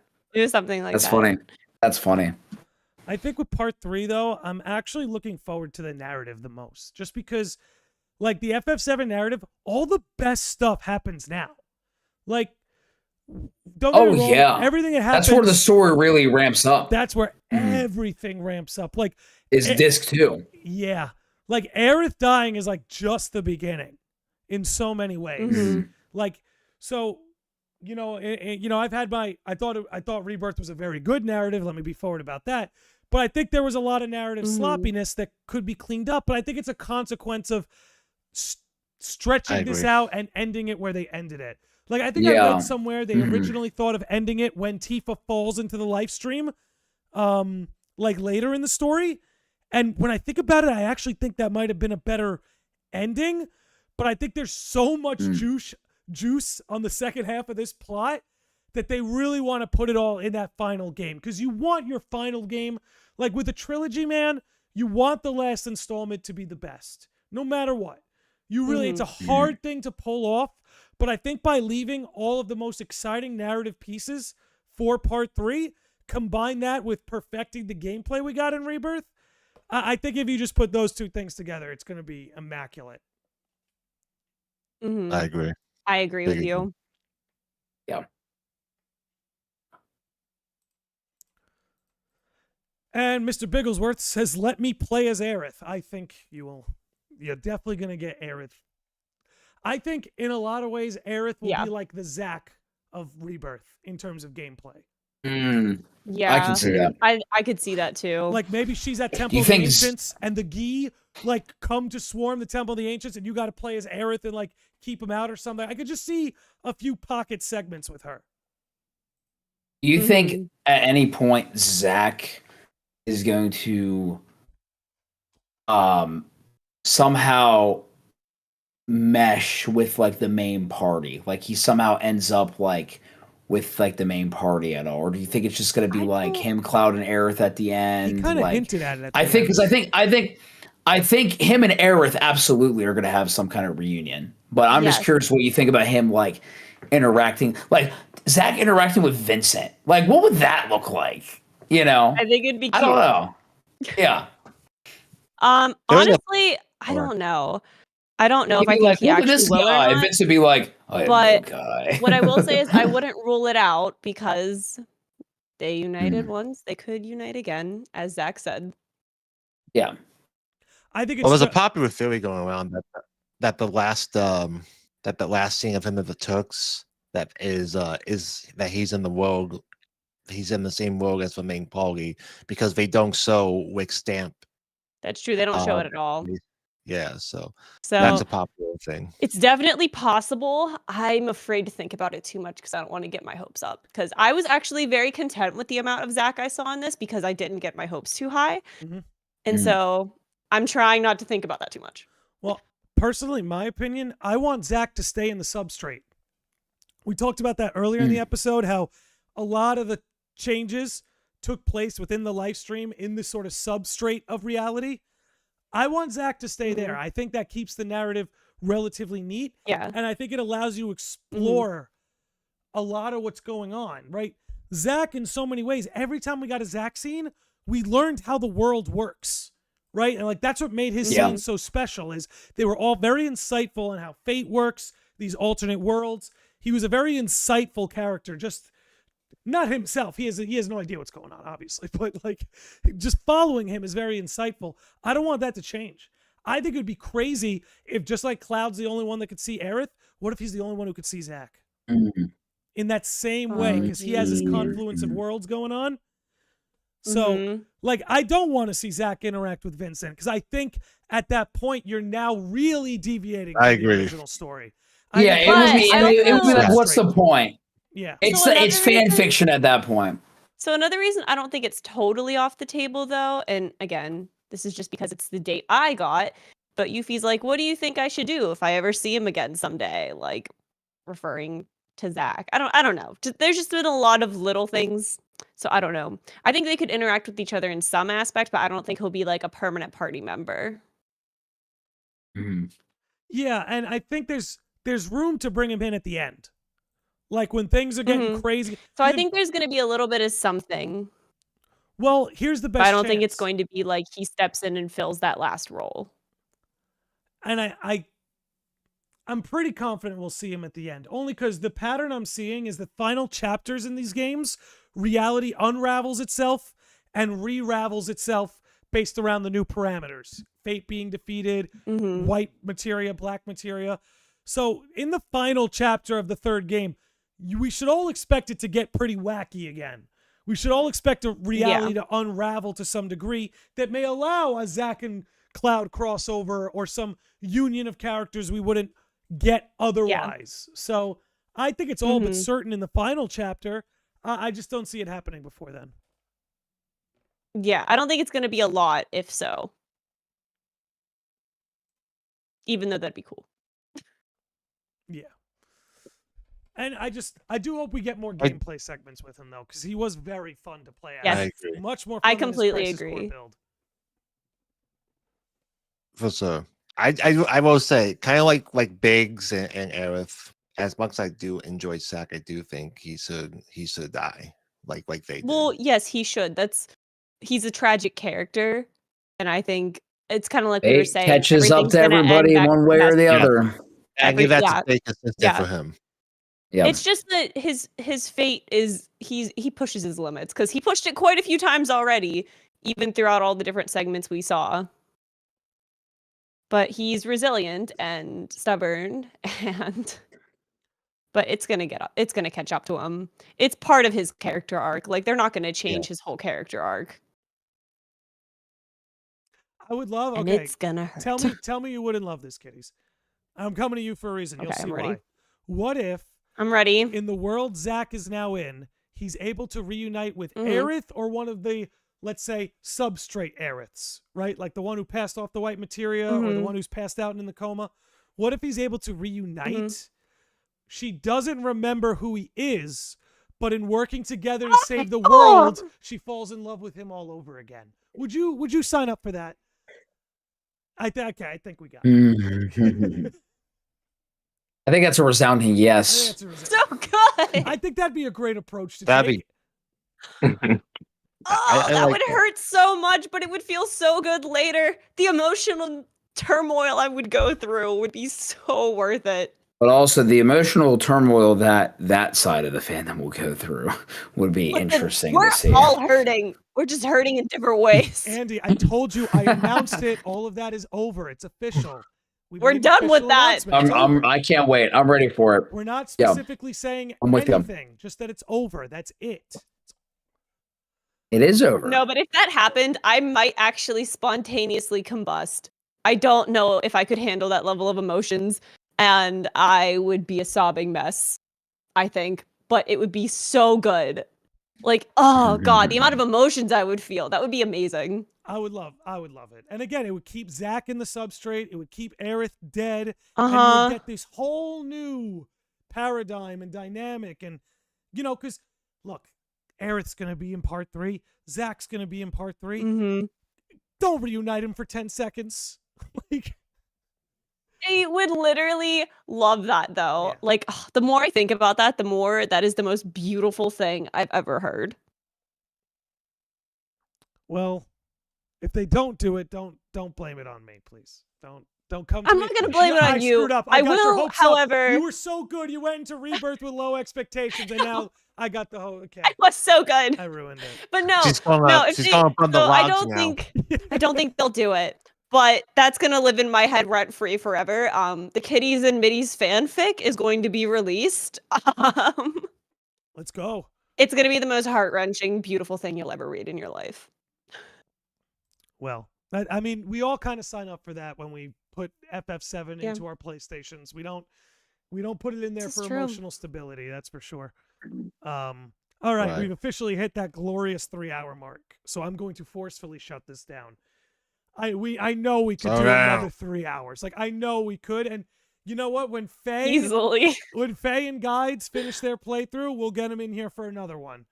But Sounds good. before we wrap up, if we would just go around everybody with a shameless plug. Let them know what you got going on. We'll sign this off. And if you're on Twitch, stick around for the raid. Yeah, I'm Lanz. I'm a master. I do a lot of Kingdom Hearts content.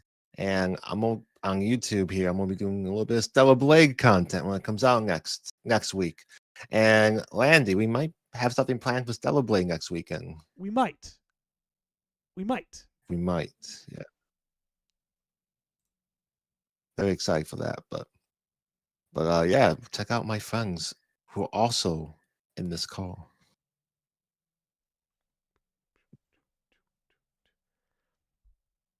Trousers, I think we can't hear you, Trousers. He hit the kill switch. Yeah-oh.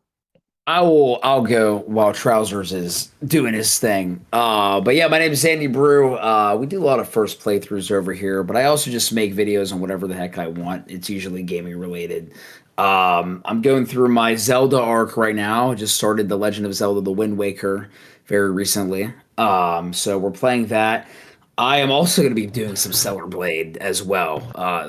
Just, I played the demo and I was like, yeah, I really like this game. I think we'll stream it. So that'll be happening as of now over on my channel. And sometime around the 1-year anniversary of Final Fantasy 16, I do have a video planned that I'm writing the script for. So stay tuned. Let's go. Can you hear me now? Yeah, you're good, Trousers. Okay, cool. Sorry, I don't know what happened. But hi, I'm IllFittingTrousers. I'm on Twitch. I'm on YouTube. Just like Andy, I'm also playing Wind Waker right now as well. Which we need to talk about soon when we finish it. But yeah, you guys can find me IllFittingTrousers on those platforms. Which brings us to me. So I'm KittiesinMitties. I like lots of things. I stream on YouTube and Twitch. On those channels, I'm currently wrapping up a couple journeys. I'm finishing up my first playthrough of Fire Emblem Three Houses, as well as my first playthrough of Persona 5 Strikers. So those will be finishing up probably pretty soon here. But after that, there are rumors that I may be diving into Final Fantasy VIII for the first time. Whoa. Which is super exciting. Whoa. Yeah. Interesting. So stay tuned for that. Additionally, I make merch on Redbubble. You're obviously here for Final Fantasy VII, so shameless plug, but I have an entire Final Fantasy VII collection up there, and there's a lot of good stuff that I think you should check out, maybe, if you feel like it. But, yeah, that's me. Yeah, that's all. And I guess that leaves me to close it out. I'm Xander. I'm currently on a hiatus, but I am working very, very closely to being out of that hiatus. I have a lot of awesome and just really cool things planned. I play a ton of JRPGs and horror, and I have a lot of things outside of Twitch and just gaming that I cannot wait to announce. That's all way later down the line, but yeah. Beautiful stuff. Well, thank you all of you for joining me, clearing out 3 hours of your day to do this. I do appreciate Yeah, thanks for having us.